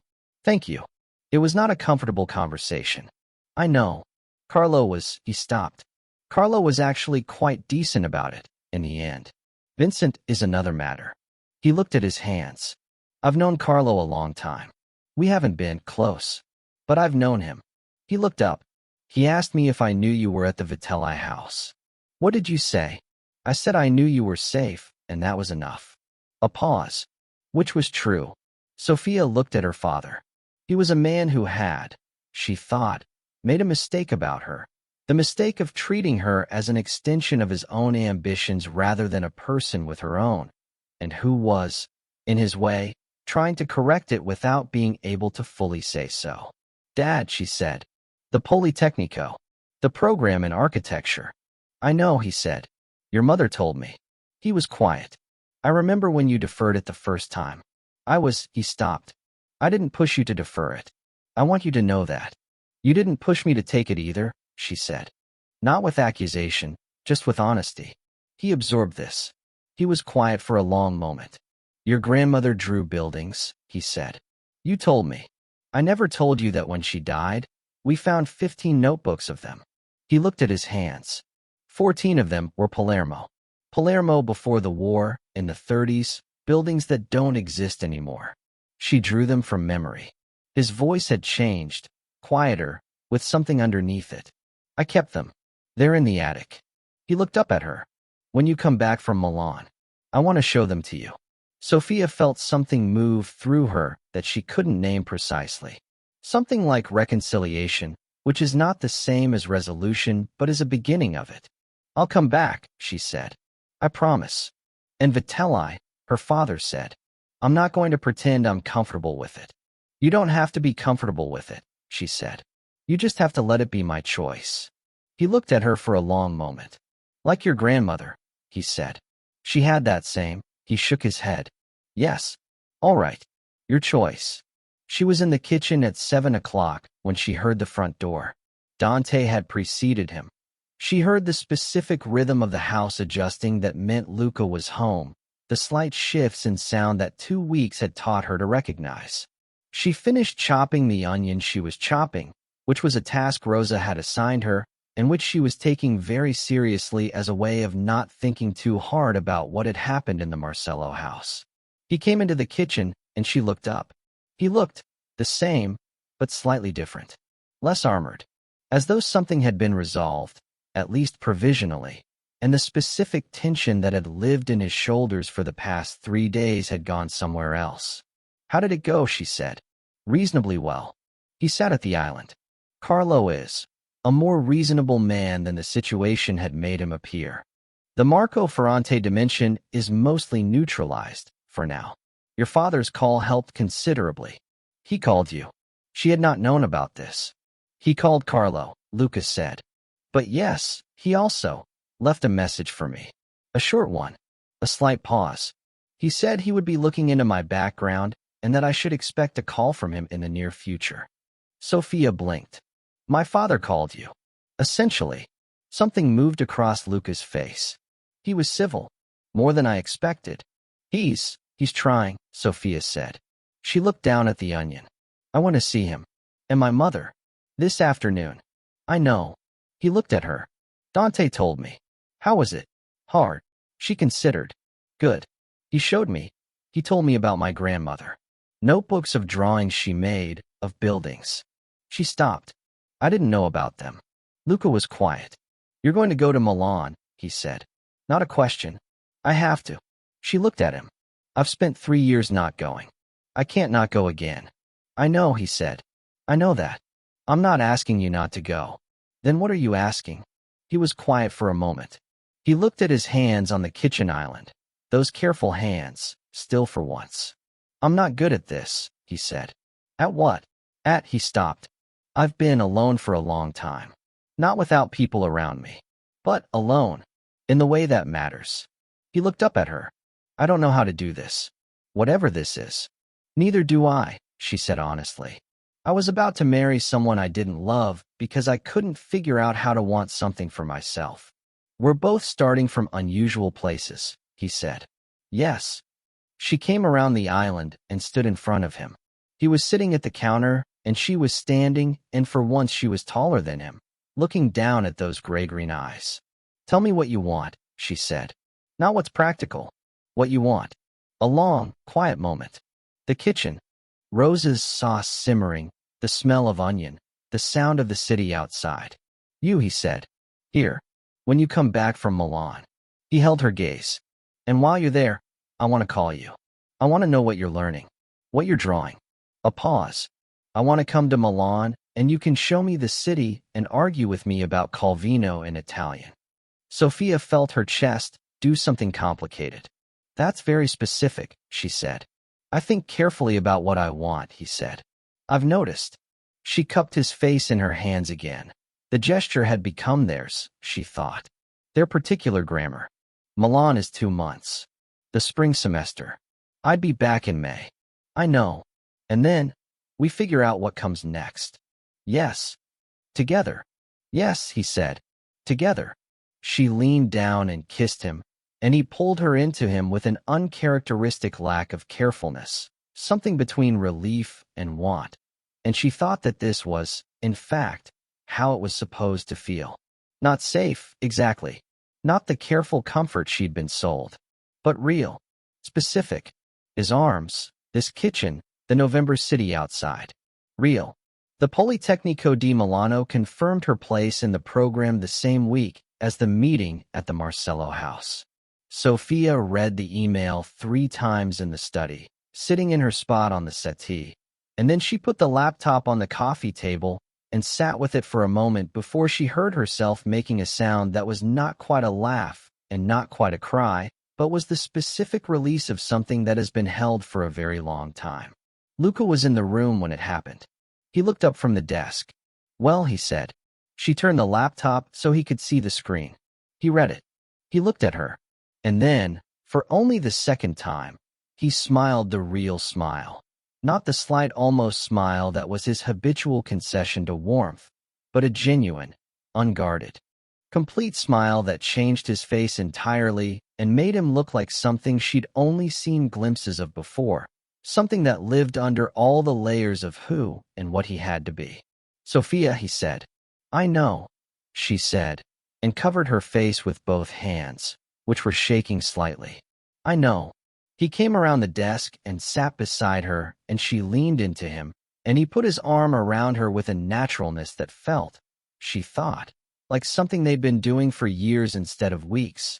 And she thought about her grandmother's notebooks in the attic full of Palermo buildings that didn't exist anymore, and she thought that she was going to fill her own notebooks, and they would be full of things that did exist, things that she had made. There's a logistics problem, he said, after a while. The dress, she said, among other things. A pause. We need to get you a new wardrobe. We've been operating on borrowed clothes. I like the borrowed clothes. She looked at the dark blue sweater that had been in his guest room. I think this was someone's. My sister visited 2 years ago, he said. She left things. Your sister? She sat up. I don't know anything about your sister. Julia, he said. 30 years old. Lives in Rome. Has approximately no interest in the family business and approximately 7 opinions about everything else. He paused. She's going to want to meet you. Sophia blinked. You've told her about me? She calls often. I haven't. I don't discuss my personal life. But she will have noticed. What will she have noticed? He considered. That I sound different, he said. He said it without self-consciousness, which made it land harder. She'll have noticed that I sound different. Sophia looked at him. She thought about how to say what she wanted to say and then decided the way she'd been deciding everything lately, just directly. I love you, she said. He was very still. I know that's fast, she said.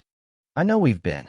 This has been 3 weeks in a very specific situation, and I know that's not long. But she stopped. I keep trying to find the place where I'm uncertain, and I can't find it. And that's new. That's very new for me. He looked at her for a long moment. His gray-green eyes. The particular quality of his attention. I told Carlo Marcello, he said carefully, that I loved you. She blinked. You told. Before I told you. A slight pause. I was aware of the irony. She stared at him. You told Carlo Marcello that you loved me, she said. As a negotiating statement? As a fact, he said, that I was establishing clearly. In a meeting about whether to hand me over. Yes. She looked at him for a moment. That is, she said, the most romantic thing I've ever heard, and also completely insane. Both things can be true, he said. She kissed him then, laughing, and he kissed her back, and they were both slightly laughing and slightly not, which was, she thought, exactly right. I love you, he said into her hair. For the record, clearly and specifically. I know, she said. I knew before you said it. You always know before things are said. It's a gift, she said. She packed on a Sunday. The wedding dress was still in the garment bag in the closet. She and Rosa had discussed it with the pragmatic efficiency of 2 women dealing with a practical problem. It was expensive. It was not hers to simply abandon. Rosa, who had more opinions than she ever articulated directly, had eventually suggested a particular vintage bridal consignment shop in Lincoln Park. This felt right. The dress would go somewhere. Someone else would wear it, on a day when they actually wanted to. Everything else she packed in 2 suitcases. She didn't have much. She'd been living on borrowed time and borrowed clothes, and most of her own things were still in the apartment she'd shared with 2 roommates before the engagement, which she would need to go back to at some point and collect. For now, her portfolio, her laptop, her passport, her notebooks, the blue sweater that was Julia's, which Luca had told her to keep. He found her in the guest room at 11 that night, sitting on the bed amid the half-packed suitcases. Can't sleep, he said. Too much to think about. She looked up. He was in his going-to-sleep clothes. Not pajamas exactly, but a gray shirt and dark trousers with the jacket long gone. And he looked less formal than she'd ever seen him. More like the person he was when no one who needed to see him as anything specific was watching. Sit with me. He sat. They were side by side on the bed amid the half-packed suitcases, and she leaned her head on his shoulder. I've been thinking about the building, she said. Which building? The one I designed in my head on the plane from Florence. Years ago. Columns that turn into a forest. She paused. I've been adding to it. In the margins of my notebooks. While I was here. She paused. It's changed. What's different? It used to be contained, she said. Enclosed. A sort of private wood. The columns created a boundary, and the forest was inside. She considered. Now I keep drawing it, so the columns lead outward. So the forest keeps going beyond the edge of the building. Doesn't stop at the wall. He was quiet, which was his way of listening most deeply. I think that might be something, she said. Architecturally. I want to develop it. In Milan. In Milan. She closed her eyes. I'm going to miss this. This, he said. The quiet. The study. You. She paused. Not necessarily in that order. Not the quiet first. Not the quiet first. She sat up and looked at him. 2 months isn't forever. No. And you're coming in March. For a week. The first week of March. He'd booked it the previous morning. She'd pretended not to notice how quickly he'd booked it. And we'll argue about Calvino in Italian. I'm looking forward to it. She looked at him in the lamplight. The angular face, the careful eyes.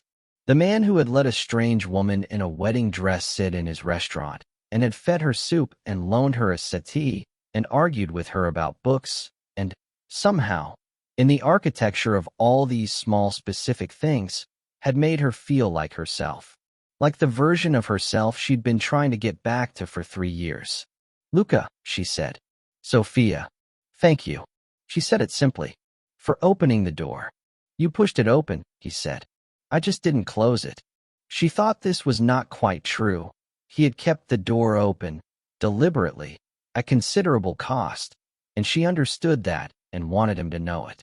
But she also thought that this was who he was, a man who gave other people the credit for the things they'd found in themselves, even when he'd made it possible. She would argue the point later. She would have, she thought, a lot of time to argue the point. Come to bed, she said. We don't both need to be awake. I find I'm not tired, he said, which was his way of saying he would have been working if she hadn't needed him here. Then read to me, she said. In Italian. I need the practice.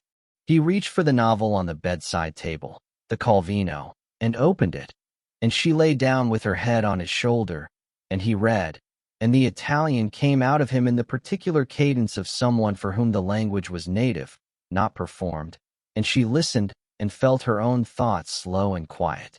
She fell asleep before the end of the chapter. He stayed. Her mother drove her to O'Hare. This had been negotiated with the gentle stubbornness of two women who love each other and have learned to express it sideways. Luca had offered a car. Sophia had said her mother was coming, and Luca had nodded with the grace of a man who understood certain things. He said goodbye to her in the house, in the front hallway, with her 2 suitcases beside her and her coat on and the November morning gray through the narrow windows. He held her face in both his hands. She thought about the first time she'd done that to him, held his face, made him look at her, made herself real to him. He was doing it back now, and she understood it, the language of it. March, he said. March, she confirmed. First week. I'll meet you at the station. A pause.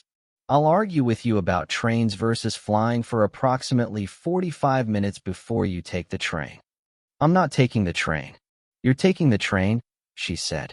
I'll make a very compelling architectural argument about why the train is superior. Something moved across his face that would have been impossible to read if she hadn't spent 3 weeks learning him. Amusement. Warmth. The specific quality of a man who is looking at someone he is going to miss and is choosing not to say so directly. She kissed him. He kissed her back, both hands still on her face, deliberate, the way he did everything. I'll call when I land, she said. I'll be awake, he said, regardless of time. She picked up her bags. At the door she stopped and turned back. He was standing in the hallway, still, watching her. Luca, she said. Go, he said, before you change your mind. I'm not changing my mind, she said. She stopped. I always wanted to see Sicily. The real one. Not the one people talk about. I know someone, he said, who could show it to you. In the summer, she said. When the semester's done. In the summer, he agreed. She went through the door into the November morning. She did not look back again. Some departures, she had learned, were best done clean. You decided, and then you moved and you trusted that the thing you were leaving toward was real. The thing she was leaving toward was real. She was certain of it. She was also going somewhere that was entirely hers, for the first time. Going toward the work she'd deferred 3 years ago, and her grandmother's buildings were in a different kind of archive now. In her own hands, in the future. She was, Sophia Caruso thought, walking into a morning that was hers. The first phone call happened at 2 in the morning, Chicago time, which was 9 in the morning Milan time. She had been awake for 40 minutes, sitting at the desk in the guest room on her last night in the house before her mother came to take her to O'Hare, and she had been staring at the drawing of Colonnata that she'd taped to the wall above the desk. It was not a finished drawing. More like a record of thinking, layers of pencil and occasional red pen where she'd changed her mind. She'd been staring at it and thinking about columns. Her phone lit up. His name. You're awake, she said. I'm always awake at 2, he said. He sounded the same as he sounded in person, she noticed. Some people changed on the phone, became more formal or more careless. He sounded exactly as he was. What are you doing? The West Side arrangement has some complexities. I'm reviewing documents. A pause. What are you doing? Looking at my drawing. The building. Tell me about it, he said. She had not expected him to say this. She looked at the drawing. You've seen it. Tell me about it anyway, he said. Tell me what you see when you look at it. She looked at the drawing. I see a problem, she said. The columns work as a threshold, as a way of moving between outside and inside, but I haven't figured out the rhythm of them. How far apart they are. Whether they're even or uneven. She paused. There's something important about the spacing, and I can't find it yet. What happens if they're uneven? He asked. She hadn't thought about it that way. It changes the experience of moving through them, she said slowly. If they're evenly spaced, you know what's coming. You can predict the next column. It's reassuring. She paused. If they're uneven, you can't predict. You have to pay attention. Which do you want? She looked at the drawing. The second one, she said. I want the person moving through them to have to pay attention. She picked up a pencil. I want each column to be slightly different. The space between them to keep shifting. She was already drawing, the pencil moving across the paper in light, rapid strokes. Go draw it, he said. I'll wait. You'll wait? It's 2 a.m. I'll wait, he said. Draw it.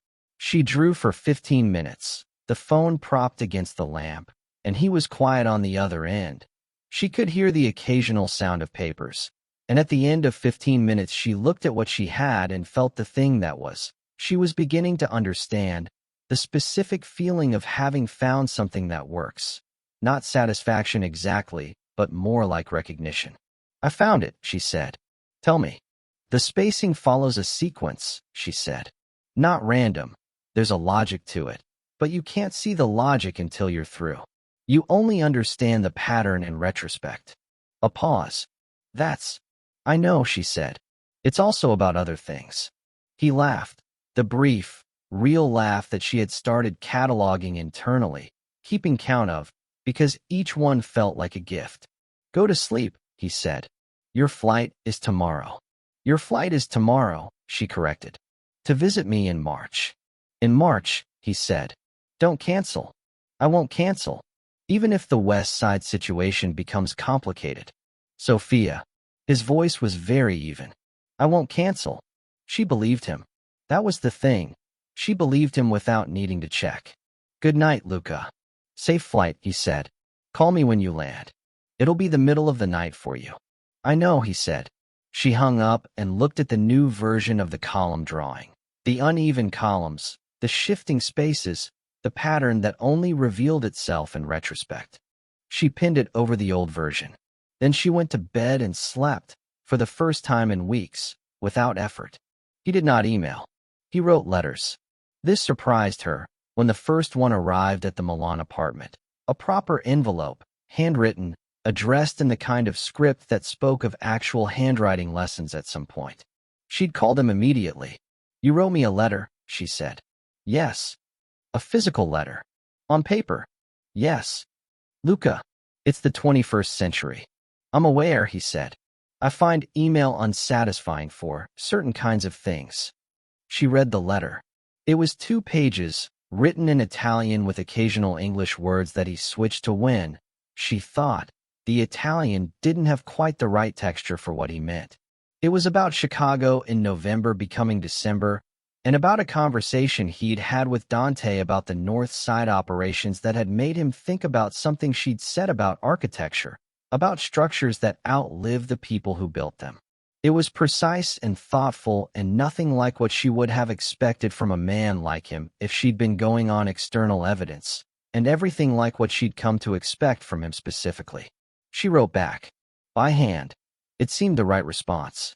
She wrote about Milan, about the program, about the professor whose opinions she was beginning to trust, about the Navigli in December, the waterways lit for Christmas, and about a church she'd found in the Brera with a colonnade that had been standing since the 15th century that she'd spent an afternoon sitting inside of, drawing.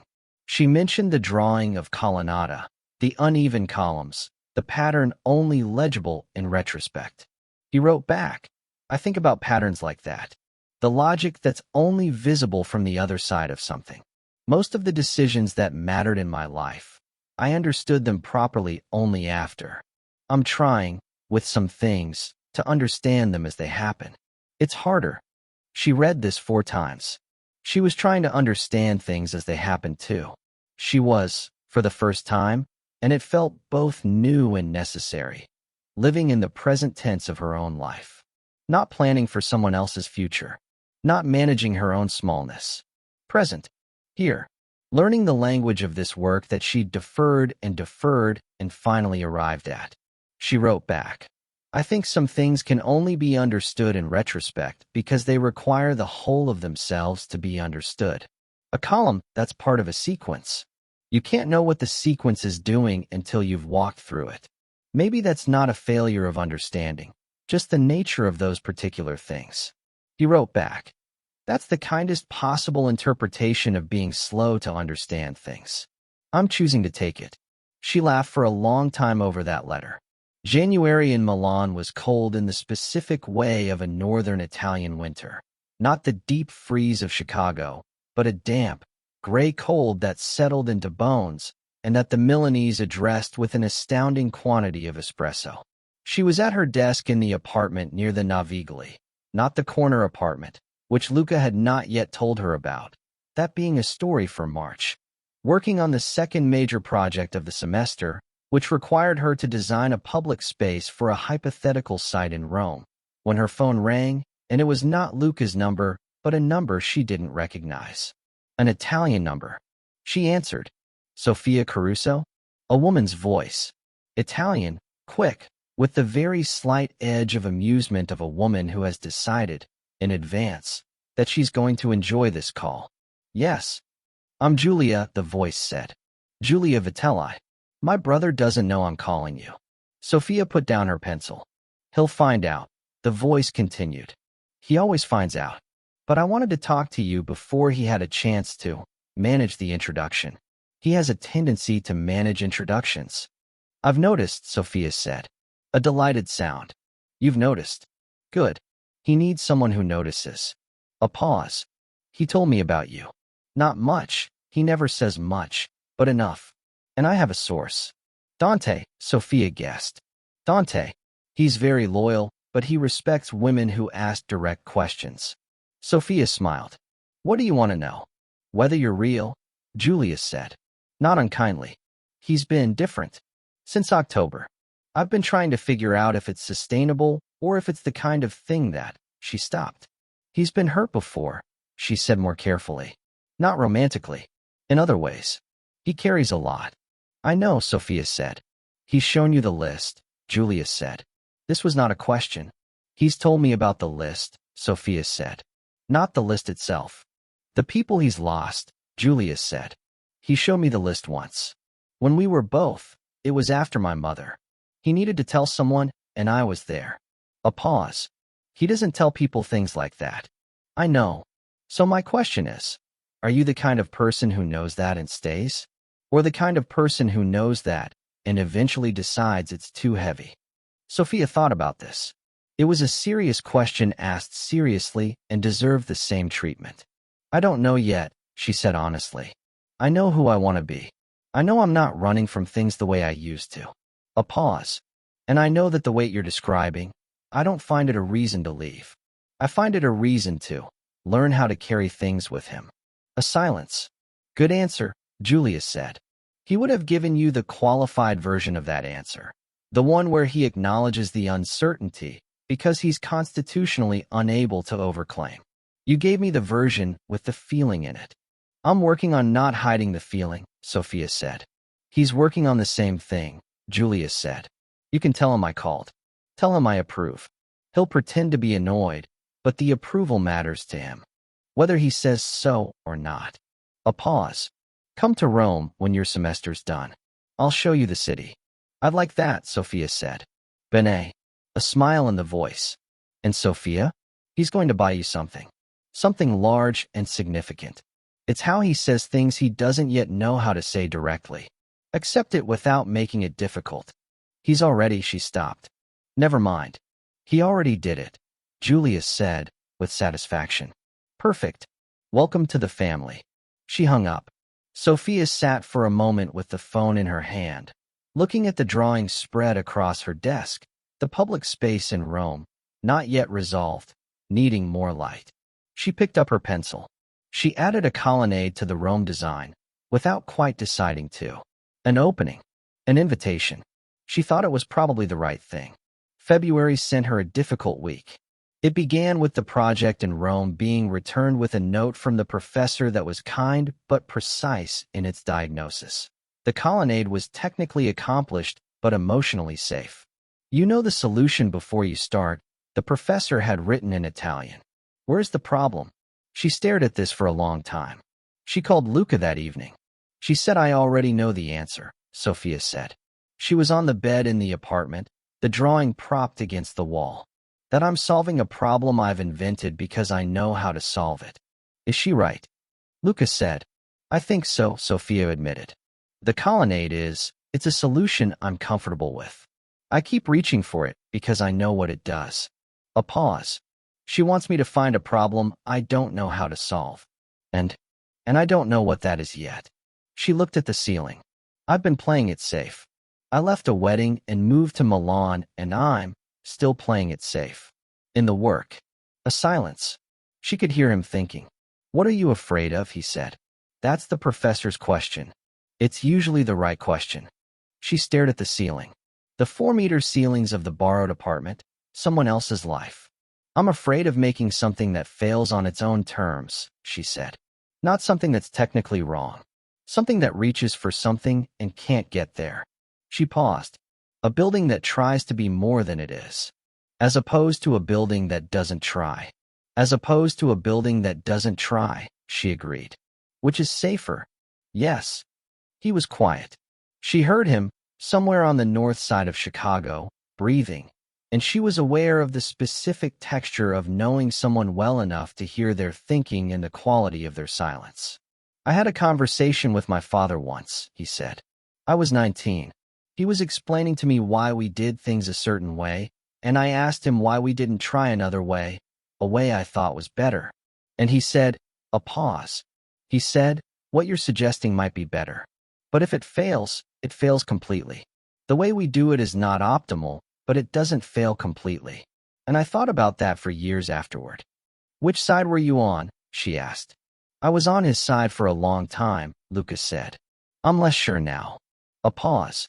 The things I'm most proud of are the ones I did the harder way. That weren't guaranteed. And the failures? The failures are on the list, he said. She was quiet. She looked at the drawing. She wants me to find a problem I don't know how to solve, she said. What's the hardest thing about the Rome site? Lucas said. Not architecturally. What's the hardest thing to solve? She thought. The piazza is a political space, she said slowly. Rome is full of political space, spaces that were built to demonstrate power, to put the citizen in the position of the small thing looking up at the large thing. The challenge is to make a public space that doesn't do that. She stopped. That doesn't make the person standing in it feel like a variable, he said. She went very still. Yes, she said. Exactly that. Then that's the problem, he said. You don't know how to solve it yet. Start there. She sat up and picked up a pencil. Luca, she said. Go draw, he said. She went and drew. She worked until 2 in the morning, and at the end of it, she had something that scared her slightly. Not in the way of things that are bad, but in the way of things that reach further than you're sure you can hold. She sent him a photograph of the drawing.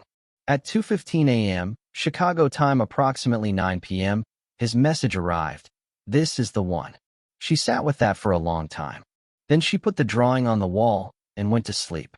The train from Paris arrived at Milano Centrale at 9:15 on a Tuesday morning. Sophia was waiting on the platform.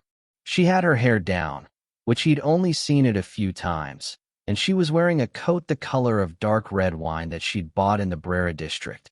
And she was looking at the arrivals board with the focused attention of someone who is tracking something specific and important. He came through the gate. She turned. She'd seen him before he'd seen her, which he suspected was how it would always go. She had the architectural habit of reading spaces, of knowing where things were before they arrived. She walked toward him. He walked toward her. The Milano Central Concourse, with its extraordinary fascist-era vaulted ceiling, one of the buildings she had described to him in careful detail in a phone call 2 weeks ago, arched above them. She stopped in front of him. "You took the train," she said. "You made a compelling argument," he said. She looked at him, the full, unguarded looking of someone who has missed someone and is now adjusting to their being real and present again. He looked back. He had called her every day for 2 months. He knew the sound of her thinking, by now, better than he knew most things.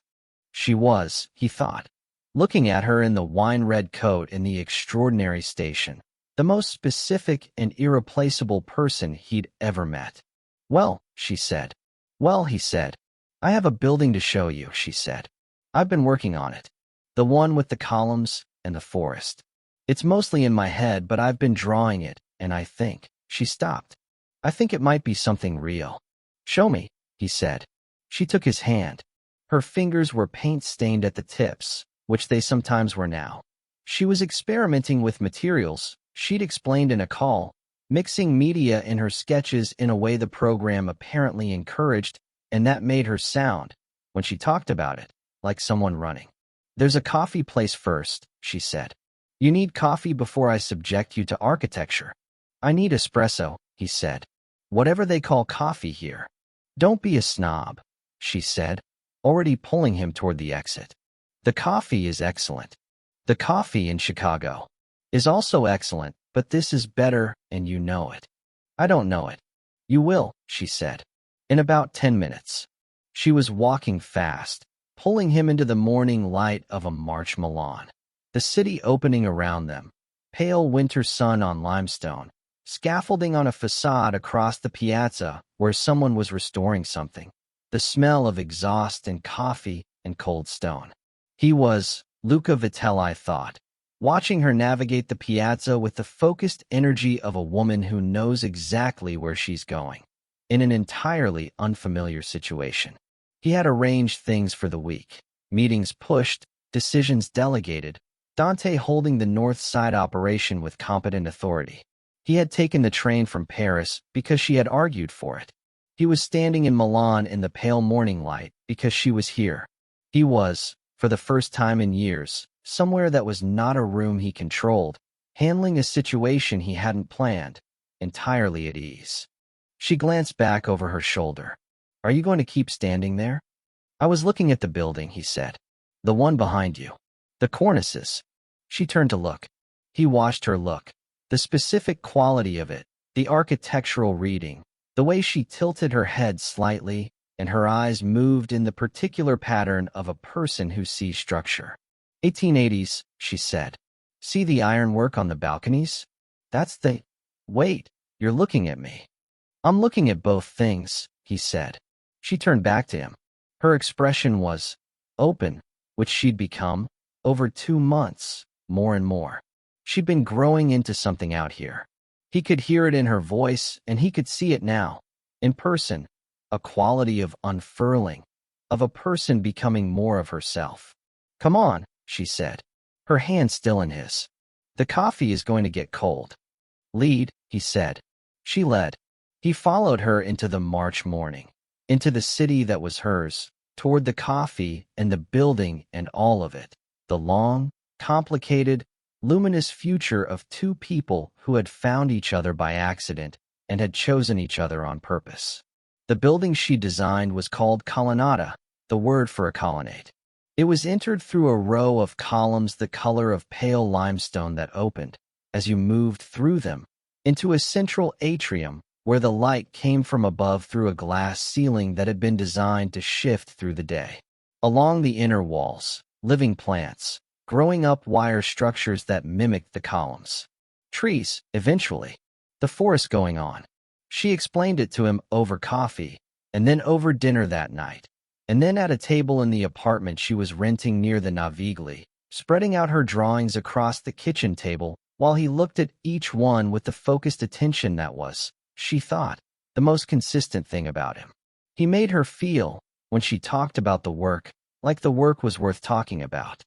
The columns as threshold, he said at one point, looking at a drawing of the colonnade's entry point.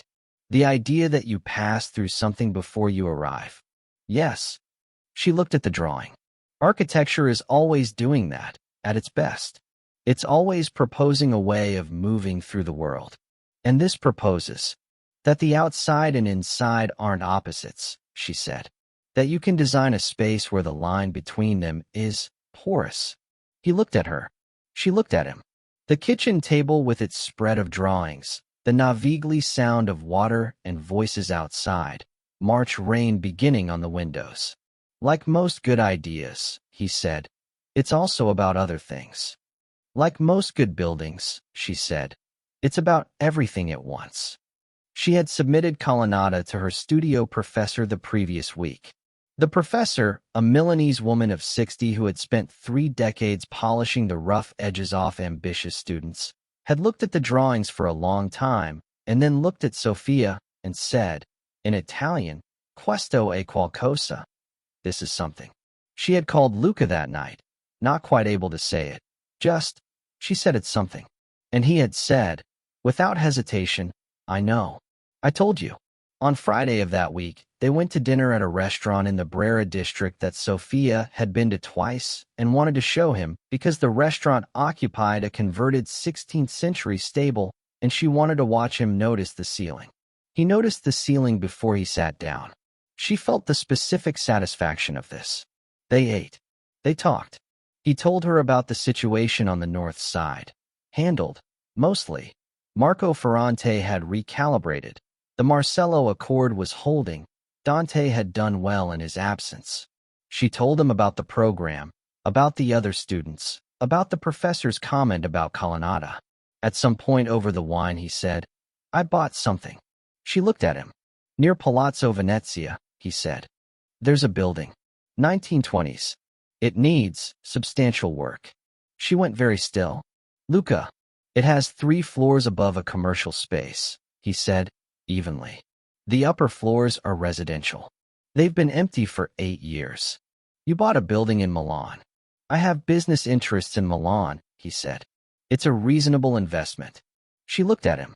He looked back with those gray-green eyes and the slight quality of not quite a smile. Is it, she said.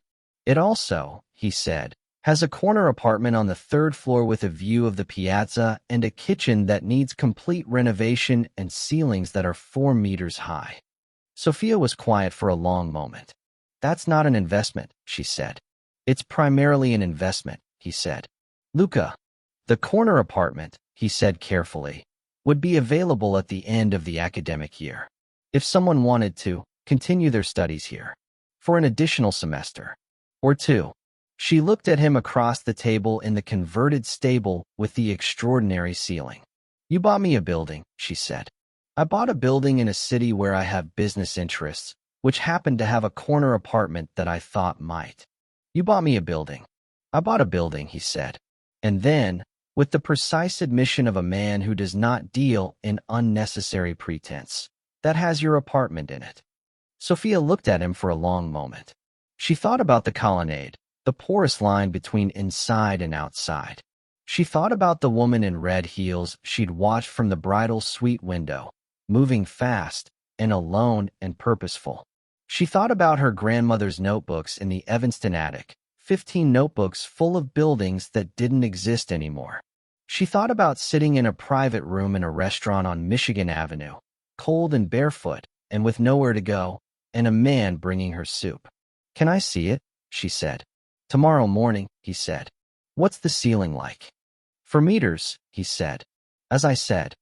And the light? East-facing, he said. Mornings are, he paused. You should see it yourself. She reached across the table and put her hand over his. Luca Vitelli, she said. Sophia Caruso, he said.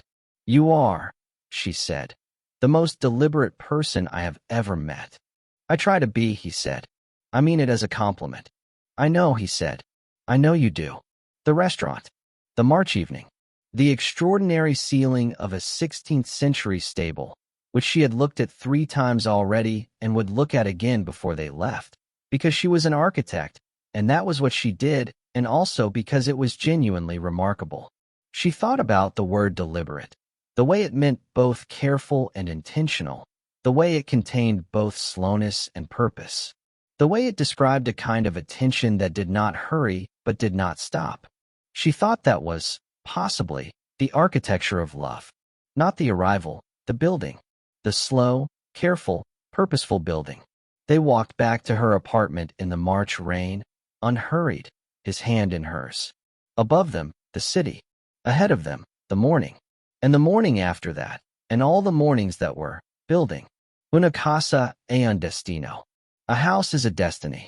Italian proverb. Castello, the Vitelli house on Astor Street, and the building near Palazzo Venezia in Milan are fictional. The Politecnico di Milano is real and is indeed one of the world's finest architecture schools.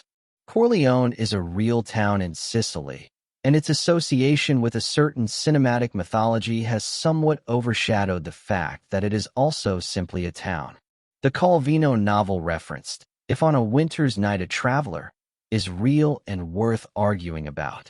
Where were you when you heard this story? Please leave a comment so everyone can know.